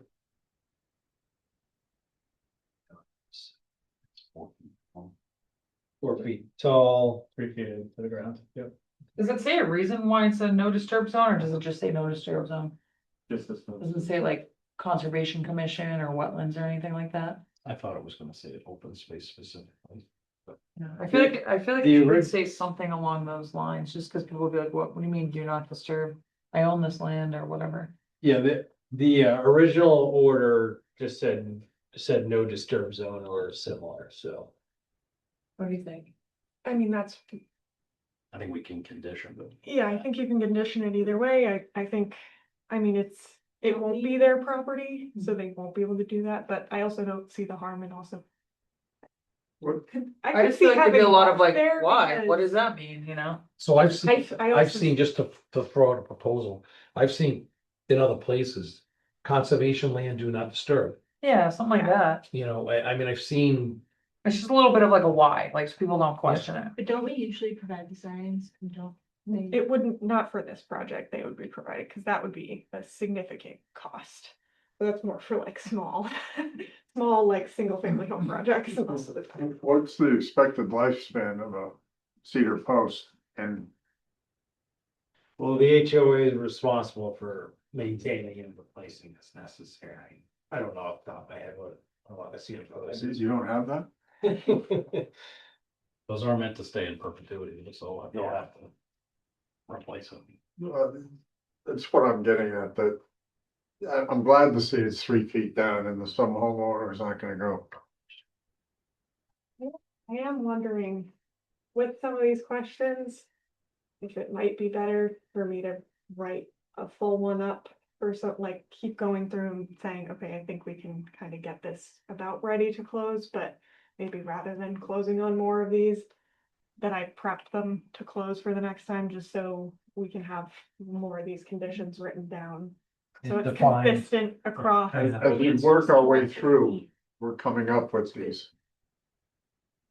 Yeah, I mean, we Just have, 'cause, we some have, of these questions are coming up and I just would want to make Yeah. sure that they're all Motion consistent. to continue this one. well, I've already motioned to close and someone seconded, so we have to. I guess I'll. Yeah, I so can- I'm saying after this, because these two are quite, Right, and I figure, yeah, you can, even if you wanna draft them before the next hearing, we still have a week after that to make any edits, so. All right, end of discussion. Discussion's over. Steve, Right, Nicole, Aye. Don, Aye. James, Aye. Mike, Aye. and Ariane, aye. Okay, moving along to lot 15. You want me to just scroll past the other ones and we'll go right through? Okay. Right, but Real easy.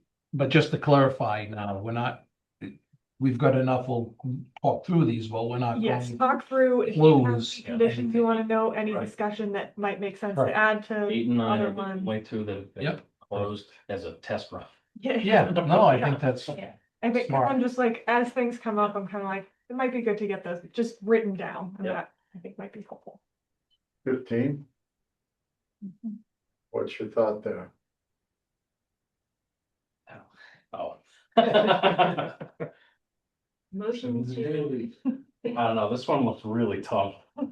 you guys are encroaching on the buffer zone a little bit there. Yeah, so Might be able to cut that, yeah, that one might. it's what, it's what I There's too much leeway. 82 square feet, 2-to-1 application. Okay, motion to close the hearing for lot 15 and issue an order of conditions. So moved. Second. Aye. All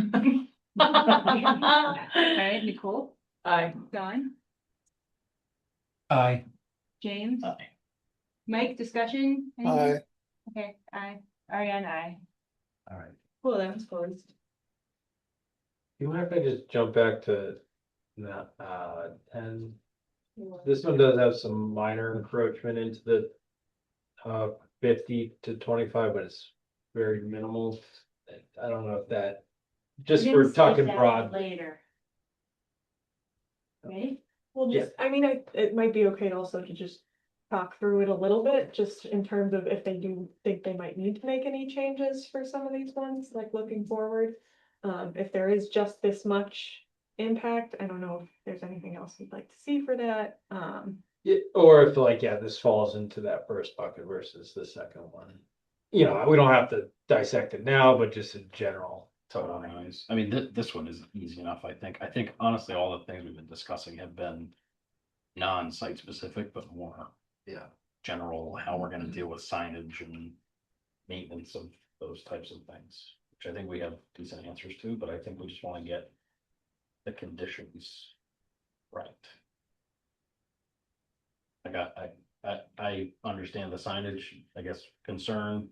I think we can just condition it as opposed to maybe needing a specific update on a plan, right? Like what you want for the Yeah, I signage, think we just could based just- on commission approval. Yeah, or we could condition a specific language, right? Like Oh, yes, oh, you're saying generally, for the sign, yeah, Yeah. we can just condition. This yes, is the this is language what that will you, be on the right, sign. yes. To be maintained and. Yeah. whatever. It looks like the spacing between the marker posts is about 25. Yeah, that's what it appears to be. If I use the 25 to the 50 is. Yeah. your guide. I mean, yeah, that certainly. when the lots are a little bit more squarish, that certainly is the setback. All right, well, I'd scroll through and then cough if you want to stop at a lot. Lot 21. Do you wanna just go in order and say which ones are easy and which ones aren't? I mean, well, they don't really match up with my tables issue. It's like, you know, one of them is like 3,000 square feet of the same resource, and then one's like 10. And I'm like, so I think everyone will be really impressed with lot 21. And I think the ones that also, this was another thing I was thinking about, the ones that have retaining walls, we probably wouldn't want to close on those until all of that language is finalized and any Yep. grading or any issues Yep. that relate Yes. to that. So 11 has a retaining wall, so. That's not the easy button. 12 has a little bit of an extension of a retaining. Ooh, lot 21. That 13. Yeah, this is now the vernal pools directly to the north, outside of the 50-foot in the purple. Yeah, that's We're- complicated. Are we on 21 or not? No, Oh, this is 13 right now. I haven't found that yet, that's all right. Why are you using Adobe? this is Whole thing. I can see it, like I have Adobe too. It's just, I want Bluebeam. Adobe's like, I'm gonna highlight every single comment in this CAD drawing Huh? and flash. Yeah, and it really is. I use it for work. I just am not willing to pay for it personally. What's that, Bluebeam? Bluebeam, I use it. it's great. There's one called PDF Exchange. It's like kind of Bluebeam. Yeah, but it's limited. Bring thought into it. That's Yeah, getting really good. so 13 is not easy. Nope. 11, 12, 13, not easy. And I'm noting these so that when we say continue, we know which ones are, well, I guess we're continuing all of them other than. Don't worry, I'm Oh, crossing some. Cross out those, okay, all right, Yeah. you got So it. like on 13, what should we be ready to discuss when it does come up, just so we can. Lot 13, Yeah, something like it, not necessarily 13 itself, but these harder ones. We're gonna be talking about the planting plans and things like that. planting plans, and I guess means and methods, BMPs on protecting the vernal pool. My specific. Okay. Concerns, looking at it now, but Wait, lot 13 has planting. I was just asking, just in general, but when we get into difficult lots. will be more efficient for us. And then be able to respond.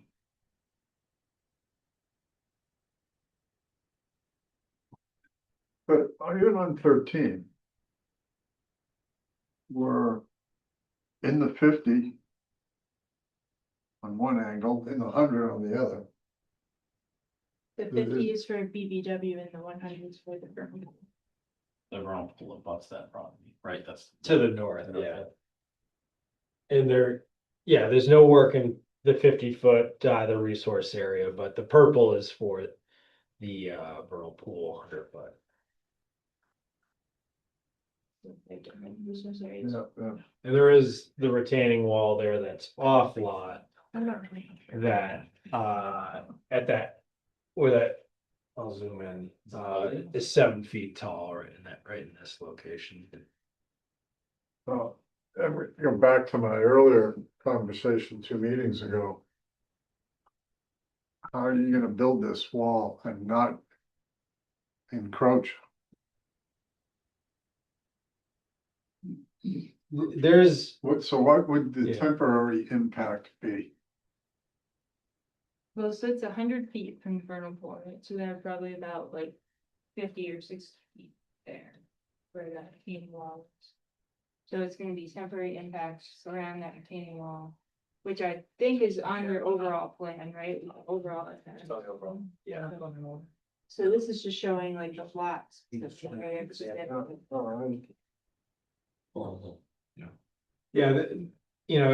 there is adequate room on the down gradient side to install. You don't need machinery down there, you just have, enough room for personnel to walk freely around and there is adequate room there. It's tight, but I've seen that type of wall construction.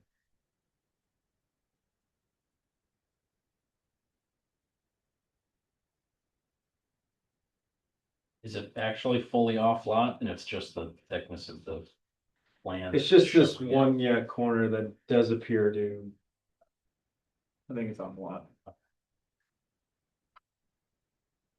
I mean, this is getting pushed that way, so, yeah, okay. Look at the video assistant referee, he's offsides. That By an elbow. It's one question in relation to that. Would it be helpful to have like those easements shown on individual plan sets if there's gonna be an easement for the retaining wall? Just so that's recorded, let the, If not it's- recorded, but. If on it's the front. easy enough for a time bond to do that, that wouldn't be a bad idea. I think that easement isn't gonna hold weight just in a plan on order of conditions, like for the registry side of things. I think it would need to be the Or- individual lot, part of the deed, either part of the original deed or a later on license easement agreement. Like wholly separate from the order. But if they can implement it in 2 weeks or whenever this, we plan on closing this one, it wouldn't hurt to have it. I would say if. Do you think like the dimensions would be finalized in that short of time or? Well, I mean, I don't know that we would have the temporary easement. That might have to be just kind of. I think we can get the permanent easement set. I don't know about the temporary easement.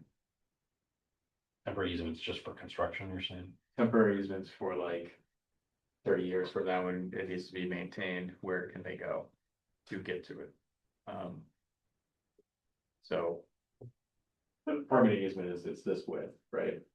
The temporary, I just, Doesn't that still kind of need to be a permanent sense easement? Like it's, they wouldn't be using it regularly, but like for like a drainage access, they still permanent to get, like it still lives with the life of the deed, right? it does. It's just, I don't know yet that we've determined that path, like how to get to these walls specifically. Once these homes are lived in and it's been an established subdivision, I gotta make sure that we have a way to get there. And so I know what the where the wall is gonna sit, that permanent easement, but I guess to your point, you're saying it's not necessarily a temporary easement, that I'm calling it a And temporary if they're easement. doing construction and they need to get vehicles in there, do the construction, to do the restoration to the wall, that's still gonna be a permanent easement to do those repairs, Yeah, even though the work would be temporary and go back, like, I Yeah. think, especially if it's being transferred to open space. Right. Like, you can't just start doing construction or, like Right. that type of stuff. I- It makes it a lot harder with. I think the concern is the easement as shown on the plans here. Like some sections, like I'm looking at 18, 19, and 20, the width of the easement is just in the back, but there's no actual easement to access the backyards. Right. So I think, either you need to update the easements to have access as permanent, or I'm not sure what alternatives, I guess, you could have in there. Is there a retaining wall on lot 16?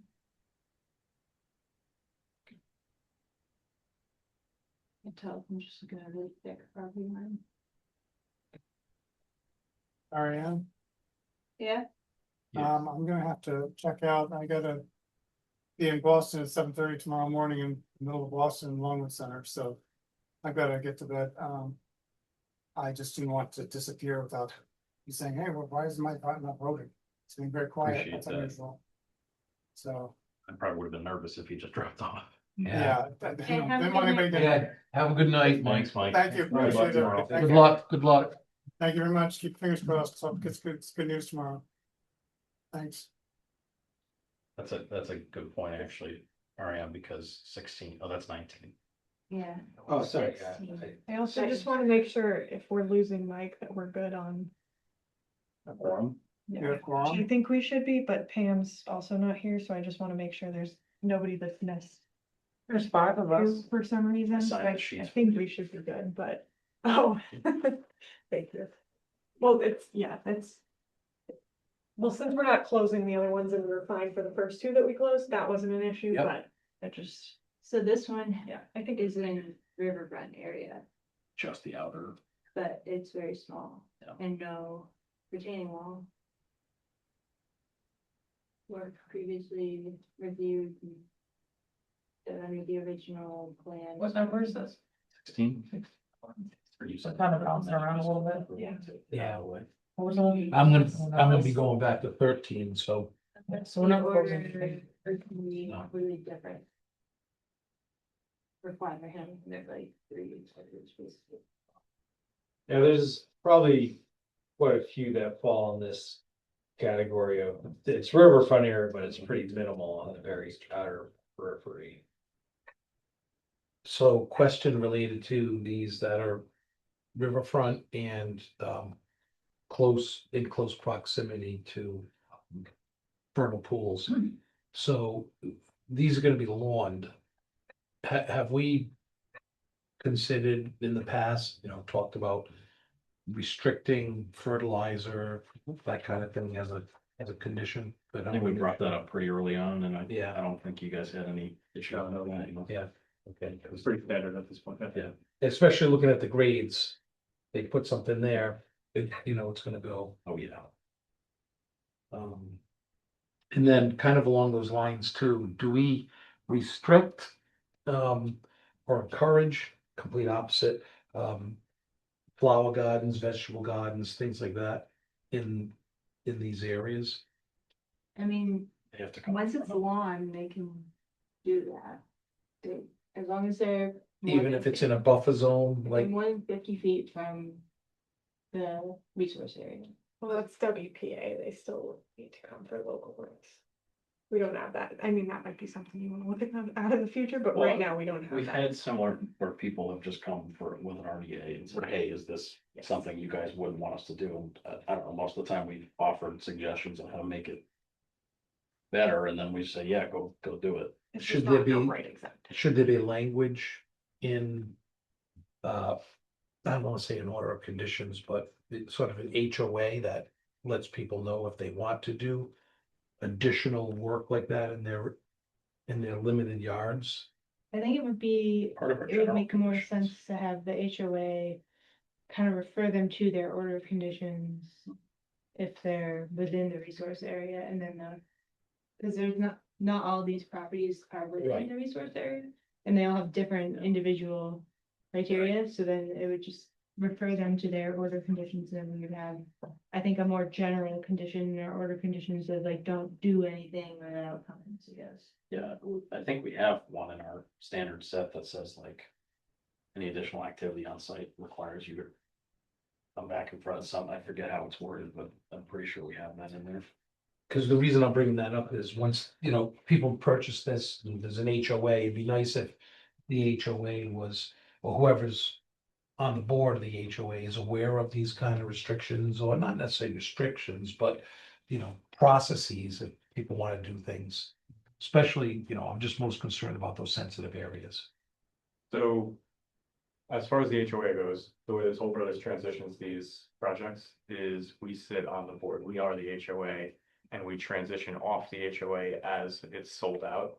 So as new homeowners are coming in, new members are being added and we're slowly stepping away. But the idea here is we're gonna be the HOA. So we're gonna be running things. We're gonna get established. We have contracts with property management companies that help maintain yards, help maintain fences. So we'll have all these contracts in place and that way it's already up and running by the time we're gone, right? So there is a point at which where we remove Yeah, you ourselves. transition As it's 75% full, then, we might have one person left on the HOA board. But at the beginning, we are the board. And so we try to make sure that everything's getting up and run correctly because we're the ones that know what was approved, what the HOA can do, can't do, shouldn't do, and should be relaying to the next HOA board, board, so that they can then start running things effectively as well. So it should just be a clean handoff. We've been doing it for 20 years, and have gotten pretty good at that side of things. We have a whole division that's set up and their job is to attend, like my job is to come here, their job is to attend the HOA meetings. And so if you know, with these conditions being written in, we're gonna know, there's an individual who has been in a couple of these meetings, Dave Buckley. He knows the process, he's gonna set it up appropriately, and then he's gonna transition it to the next person, so they know what to do and how to do it. So do you guys write I forget how HOA, is it like, is it charter almost that they have set up that establishes the HOA? You guys essentially write that? Yeah, yeah, and it's a master deed that gets recorded. And then it sets out the guide of who's a voting member, who has rights, who doesn't have rights, how you can change the rules, that type of thing. How difficult it is to change those rules once they are in place, like you need 2/3 majority, those types of. So it's all set and it's recorded with the land. And so as these new members come in, they have a charter that they follow, and these are the rules and regulations of that HOA. Okay, good. Makes sense. Yes, I would guess any general HOA wide, I guess, conditions we're thinking, we probably, I mean, we can, I guess, condition them on all the individual lots, but then we want, I guess, want to make sure it's on the amended order for the property, because then that is tied into the same deed that charter will be tied into, and then at that point, I guess it's no question on. I'll make sure to mention it in each individual Yeah. one. It reinforces it for Yep. each homeowner.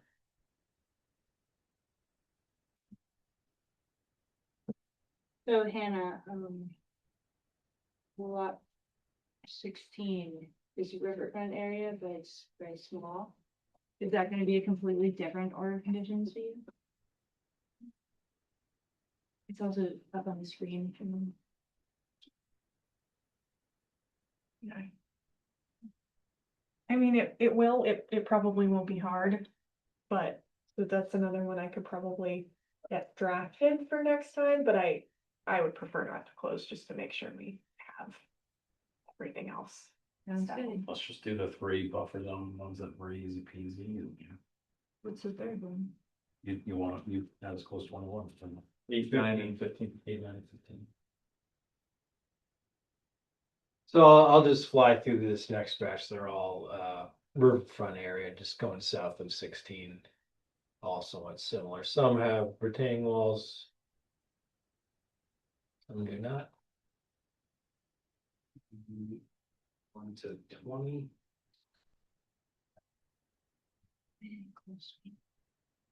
I was confused. Think, yeah, once we have that draft, I think these can kind of all fall into place. And then just Yeah, how about 83? That one looks good. hopping over, sorry.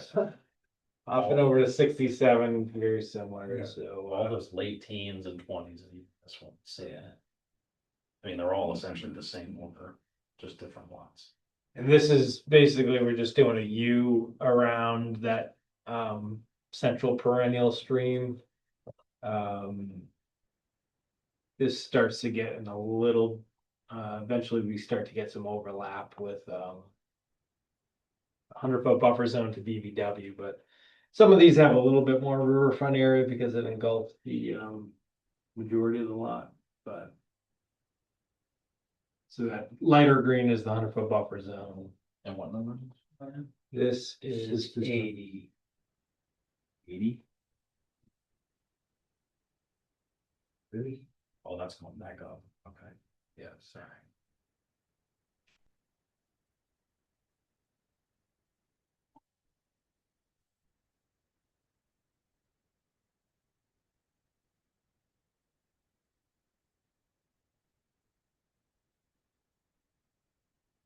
And my brain's on 5,200 permanent buffer zone impacts. What lot? 83. Okay. It's number 1 in the most recent packet. Yeah. Yeah, so this was the one that had the pump station on it. With this fenced in area, we had talked a little bit about that area. For what would be the paved section and then the back, storage area, but behind these lots, 83 and 84, that's part of the revegetation effort. That will be submitting the detailed planting plans on those areas. And actually, go around that one. I would rather get drafts of some of this stuff before, I think a lot of the questions that are being brought up might be more easily, like, once the amendment request is done and that's finalized and the stuff off of the lots is finalized, it makes it so there's a lot fewer questions related to each of the individual lots. So just because I'm finding myself going back and forth between the two, being like, oh, okay, is this on this one? Is this on that one? I think once that's finalized, then I can get a couple written of like general drafts and have more specific questions related to each one. Because right now we have like a list of generalized conditions, but like as we're talking about it, and still kind of confused about some of the retaining wall stuff and some of the access stuff, like. Well, that's why I picked this one, because it doesn't have a retaining wall, although it does have a sewer pump station, and I can add with that. What that needs. And there's gonna be like restoration behind that, so I mean, Which is- I don't know if you guys Yeah, still let's just not- want it to let's- be yeah. all lawn there, or if you want anything to move into anything, or if you're good with that, With this then one friend, that's, you that's are fine. proposing but- the actual plantings, not just. Not on lot, but just off lot. C3 is the one the only one I saw that had plantings on the property. 95 did too, but we can kind of work our way around. So we're at the top northerly portion of the easterly lobe. So yeah, I think similar to what we said before, this is a very small encroachment into the just into the 50 may fall into that easy bucket. We're gonna start rounding into I think one of the lots we talked about a little more at length. Certainly a little bit more in the 25 to 50. Same here. Then the next one, lot 88 was the one we, I think, talked about the most being the most constrained. But, you know, there's certainly some opportunities to provide some vegetation here. I think we talked Can you about go it. back to, Yep.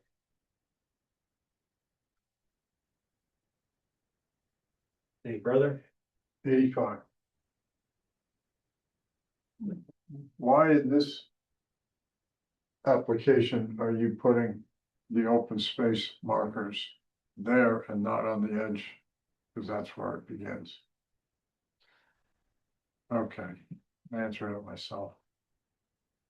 I think that's kind of where we get into the question of, okay, do you want to see reduced impervious areas in that 50-foot? Do you want to see any plantings in any areas in mitigation for some of that? Do you want to see anything else marked out rather than just those back lines? I know there was some discussion of like plantings along certain edges of things or additional postings, or just once we get into this territory, I think that's, I don't know if we want to have a little bit of discussion on that, just so they might have an idea of your thoughts moving forward. Well, I But mean, I feel like in this just general. particular case, those should be at the erosion. Like a row of plantings. Some markers. Yeah. Well, the markers are, I guess, halfway to demarcate property line also. Then we do have separate ones at the erosion controls, because if they're not disturbing the area behind that, which they're at the limit of disturbance usually, then that's natural area that should maintain its condition. And you have to like bulldoze that whole place down and put those markers out there. Here we did have some conversations about a dense row of plantings to kind of delineate that limit of work. I mean, I think there's many ways you can approach it. I guess we can't, I wouldn't be comfortable putting a no disturb sign into someone's property because, Well, it's in the 25-foot notice. no, it's in the 25 to 50. No. It's not actually in the 25, is it? No, there's There is a no, portion that is right along the 25-foot edge that's within the property. That And then half that's- corner. And we do often put 50-foot at the 50-foot no build, Yeah. you often do put either the fence. I just, or the I post. wouldn't wanna put the same markers we're putting at the property line Yes, into someone's property, because then, there's confusion. is that the property line, right? Yeah, Yeah, well, that's why I said it should be at the erosion controls, so this is the 25-foot inch. Right. So they have it right there. I just think for these types of sites, we wanna condition different language for the ones on property versus the property. Yeah, I'm telling him like, we're certainly amenable to having additional signage along the limit of work. I think it just needs to, separate out of the open space, because the open space, that's a carryover condition from the original order. It's to delineate the open space, doesn't necessarily delineate no disturb areas. Sometimes they certainly overlap, but in here, we can have additional signage along that approved limit of work. I think we would probably want our typical residential application in this, which is like something like a wood post fence rail along that erosion sediment control line, where the stuff behind it remains undisturbed, and then they can use the stuff in front of it as lawn. You're talking like a split rail fence or? Because on this lot, they're gonna go up to the edge of the. Yeah, if they see do not disturb, they great. their Property line, Especially if the signs are in the back. Well, Yeah, cause the slope is nice and it even. warrants some additional That's right. demarcation of what they can or can't touch. Bro's gonna move in with just a chainsaw. Yeah.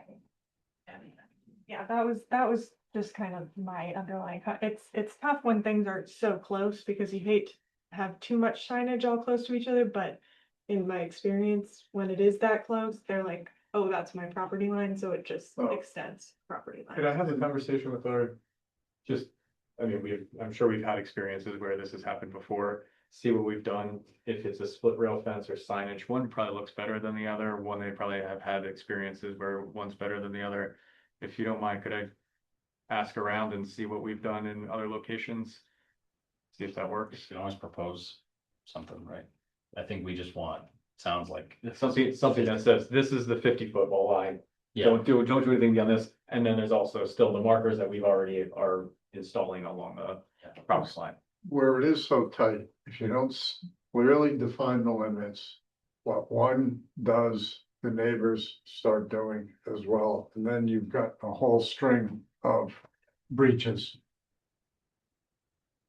Yeah, because you certainly still need to delineate the open space for like the town's purposes of management and monitoring. But yeah, we do need that second layer here when it's upgrading it. Yeah, this split rail seems to make a lot of sense, so let me just talk it through. Cause I think I'm assuming that they're gonna like the idea of a split rail better than additional signage. I mean, we would probably still want to sign on the fence, right? Is that what we normally do? the smaller one as Yeah. well. Yeah, It's a little I flat. like, yeah, I like Yeah. a couple inch or, yeah. Gold leaf grass. Radioactive. Those new jobs. And then I would say the same for lot 86. And lot 87.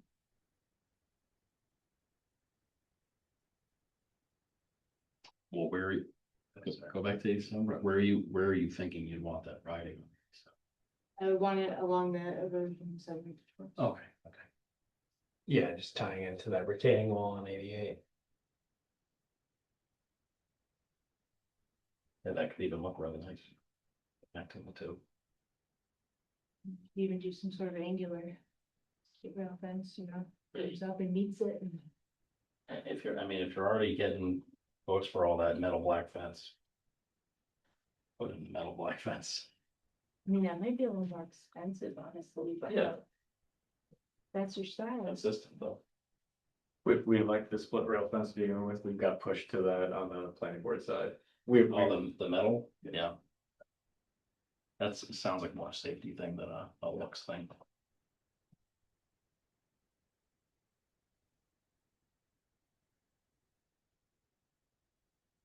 So here's an area in this back southeasterly corner. We could provide some revegetation. I think we talked about that initially. Maybe coupled with split rail extension. Did I already say this side too, that it's not too? For the fence? I think so. Yeah, presumably. we It could- sounds like it's like this whole row. I would just like to note on I this know. one, the primary structure itself is like fully in that 50 foot right next to the retaining wall. I'm not an engineer, Conservation plan. but. I just meant for like, in terms of closeness and like consistency with the bylaw. It's just kind of. It is, but with the overall impacts we have looked at before.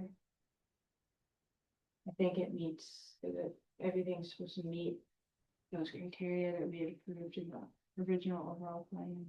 But I will say, like, I'm not an engineer, but like, Well, so the original overall plan doesn't, doesn't include the structure, but it was an understanding that these were gonna be developed into residential lots and that there would be some impacts. I mean, the order does specifically state it doesn't guarantee the viability of each of the lots. So What does that's, an I engineer just, say about this? I just do have to point that out because this one is extremely tight. Yeah, this is, So we met with our architect internally. We do not have a plan currently that we can easily put up. We're working on a plan that can get constructed here. So what we're showing is a maximum footprint that architect thinks he can build to, The architect? the architect. This was the one that I think you said is not based off an actual model, Correct. right? Yeah. How about a nice playground? Yeah, Be fun. put a little conservation area in there. community garden. Free vegetation. Well, I mean, like, open space is more than just wetlands. Oh, this is the site we said we should have a gazebo. Right, this was the gazebo. Barbecue. Like a nice gazebo, like maybe a slide, Or should, like maybe some swings. It's baseball field. Cause there's no way realistically you guys are building that footprint. That's why our architect's working on it, is trying to come up with something that we can actually build there. Architects. So we've got, we have, it's. You'll, Usually associated with the inside of the building. well, Well, they do so we have a architectural design group internal to Toll that does the full. And they do the interior, exterior, they have structural engineers on staff, they've got everybody on staff. Structural engineer. Okay. Yeah. That's different. They have electrical, I mean, they're doing the plumbing MEPs, all those. I'm not an architect, I'm a civil engineer, but it's not What do you my, say about this? well, what do I say about the retaining wall? And the maximum build out next to it. This is why I flagged it for our architect. So we need to I work think on 88 something. might- So this is the one I'm gonna have an issue with. 88 might have Yeah. just the last one we talked. Yes. you'll note there's no outdoor living here, so Doesn't look like. it's a homebody. I would never buy it. This is a whole body. To someone allergic to sunlight. Could put a nice tiny home there. Do you think you'll have, I guess, a better idea in the next coming weeks, or is this something that's just gonna take a long time to, I guess, come up with? If you told me I was at risk of losing the lot if I didn't have a layout, I think my architect would work very quickly on it. I think you may be I mean, like, it's not necessarily losing a lot, but I don't think it could be, making it I viable. don't think we could issue an order as is, so. I don't know, building. Viable. Well, let's not get into how they would. It's not my business, but So just, moving on. structure in the 50. I just, The whole that's structure. my primary note. Yeah. We need a waiver for that specific one. Then I'm concerned about the precedent. Cause that's in the bylaw, we need a waiver for that. Not technically, I guess you have discretionary I love our bylaw. authority to. Yeah, it's- Not technically is the That's answer. kind of Every single time. created it because the 50 Yeah. structural is the typical starting point interpretation. If you're varying off of that, we're typically like treating that as a waiver. That's just been kind of the precedent because yes, love our bylaw. Well, we'll give you some more information to chew on now. I'll put 80 in extra hard K on that. Again, that will probably be the last one. Pretty nice basketball hoop. A single hoop. Yeah. Just the one. Then it gets easier. Then we slide over to 90.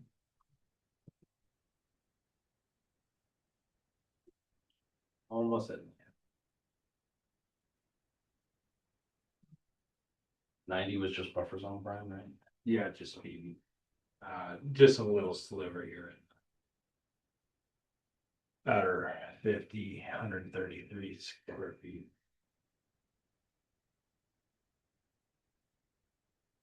A little more. But under 1,000.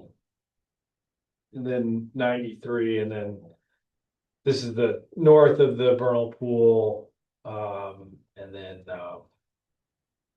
94, 95 are south, kind of south and southwest. So- 94, 95 are just the local. Yes, yeah. Pretty small lot with retaining wall right up against. And then 95 is where we saw an opportunity to provide some revegetation in the vernal pool buffer down in that corner. Where we will be providing that revegetation planting plan. And then just moving to the townhome lots, this is again C2 located within the south central portion of the site that gets clipped from a little bit of riverfront area to the west is associated with that central perennial stream, and then a little buffer zone 100-foot to the BVW to the east is associated with the intermittent stream. Where I think we talked a little bit about this earlier. C3, where we did propose some revegetation, and we'll provide a little bit more detail on that planting plan wise.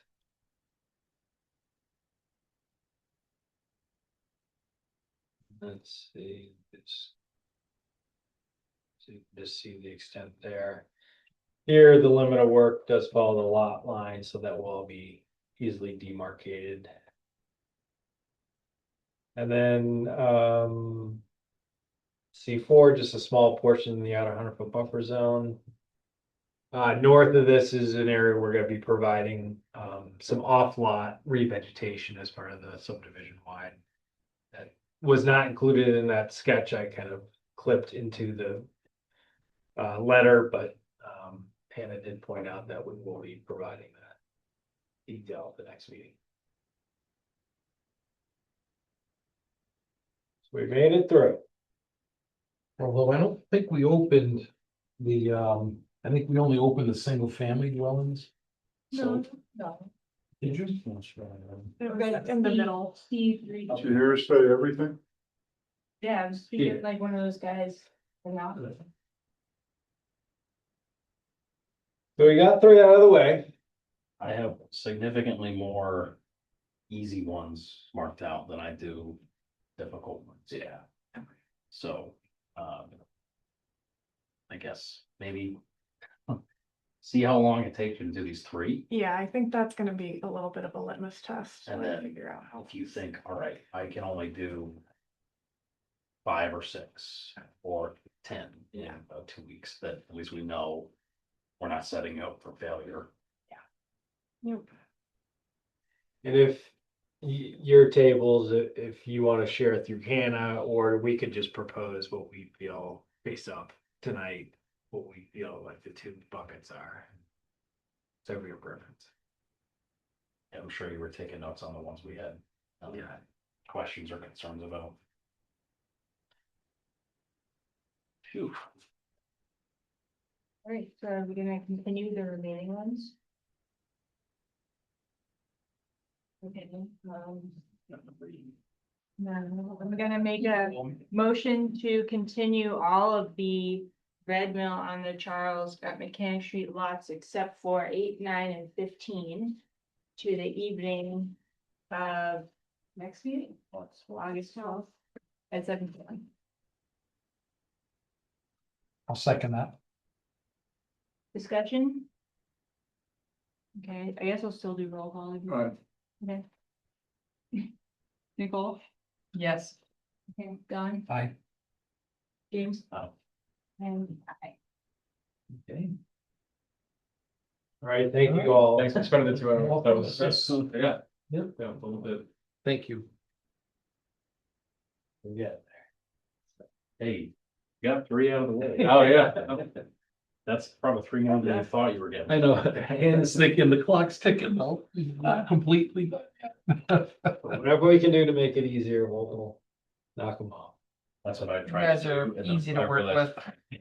I was stressing out more than I should Very have. easy to work with. Yeah, Thanks so much. yeah, thanks, guys. Yeah, we'll see ya. Good night.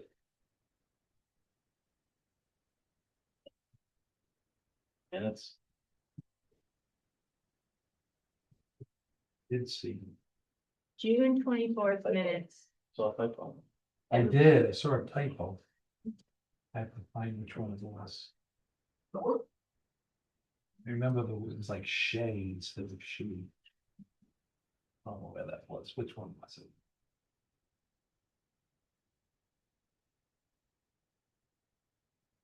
Aha, okay, I see it. So this. Which one is this dated? Okay, what else? I know, and I never find it, it's not the old book. New public hearing, 26 Pearl Street. Is this for the June 24th or the July 8th? I think it's the July 8th. Let me go. Yep, July 8th. And Pearl Street, it's just a silly little one, but How long our minutes are getting down to. I mean, Try thankfully, you can just self-voting. kind of copy paste them, but Just, oh, it's. it's annoying. the same, exactly, it's like the same thing. yeah, That's why I was like, I'm not voting to open hearings, because like, then you have to do a roll call for every single time. But also, I don't think it's missing that in the law. so it's the Pearl Street. That's just the. Is she from Rhode Island? Is it? I miss it. She's worked in Mass forever. She was in Rentham for 7 years. Oh, yeah, I went past. Well, it. more power to him. Yes, you see, Mrs.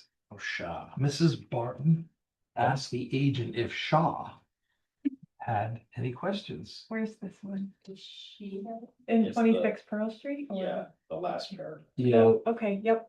this? Mrs. I am married, but like, don't call me this. All right, I'll change that. too. Don't call me Shirley. You want it to be madam? I was gonna say, Adam. Right, madam. What do you Sir. want? He is. He is. And that Hey.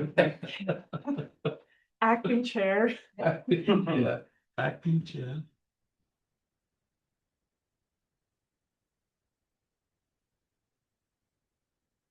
That the only edit, That was the only one that everything for June 24th looked good. And I am noticing. I'll make a motion to accept both July 8th and June 24th minutes with the edit. Second. Discussion? Steve? Nicole? Aye. Don? Aye. Aye. All right, what else was on the agenda? Railroad policy. That's it. Oh, yeah, yeah. I didn't have time to What? make any of those edits. I was way too No. motivated. I was You so had a- excited at the last meeting, like, oh yeah, we're gonna get all this done. No. You had a vacation too. Well, that's the Where'd you problem. I go? thought I was gonna get a lot done in between. the first week and Monday to Wednesday. Fine, yeah. Not occur. I thought I was gonna get out to that other project site. You're not gonna have time to do anything Other than- administratively this. other than these Yeah. for the next. And few meetings. unfortunately, I can't just not, so. Right. So that's the thing. It's so hard to predict like the time level wise because sometimes I'll think things will be crazy and things just completely drop off and I can like really catch up on stuff. And then sometimes it's like with the Grove Street stuff, I'm like, I don't know how stuff's gonna go. So All right, Hannah. Well, if you're overwhelmed with stuff in the field, then let us. All right, any other business? I think that was it. So I'm gonna make a motion to adjourn the meeting. I'll say that. Steve? Nicole? Aye. Don? I suppose. James? And I am aye. Unanimous. Well done.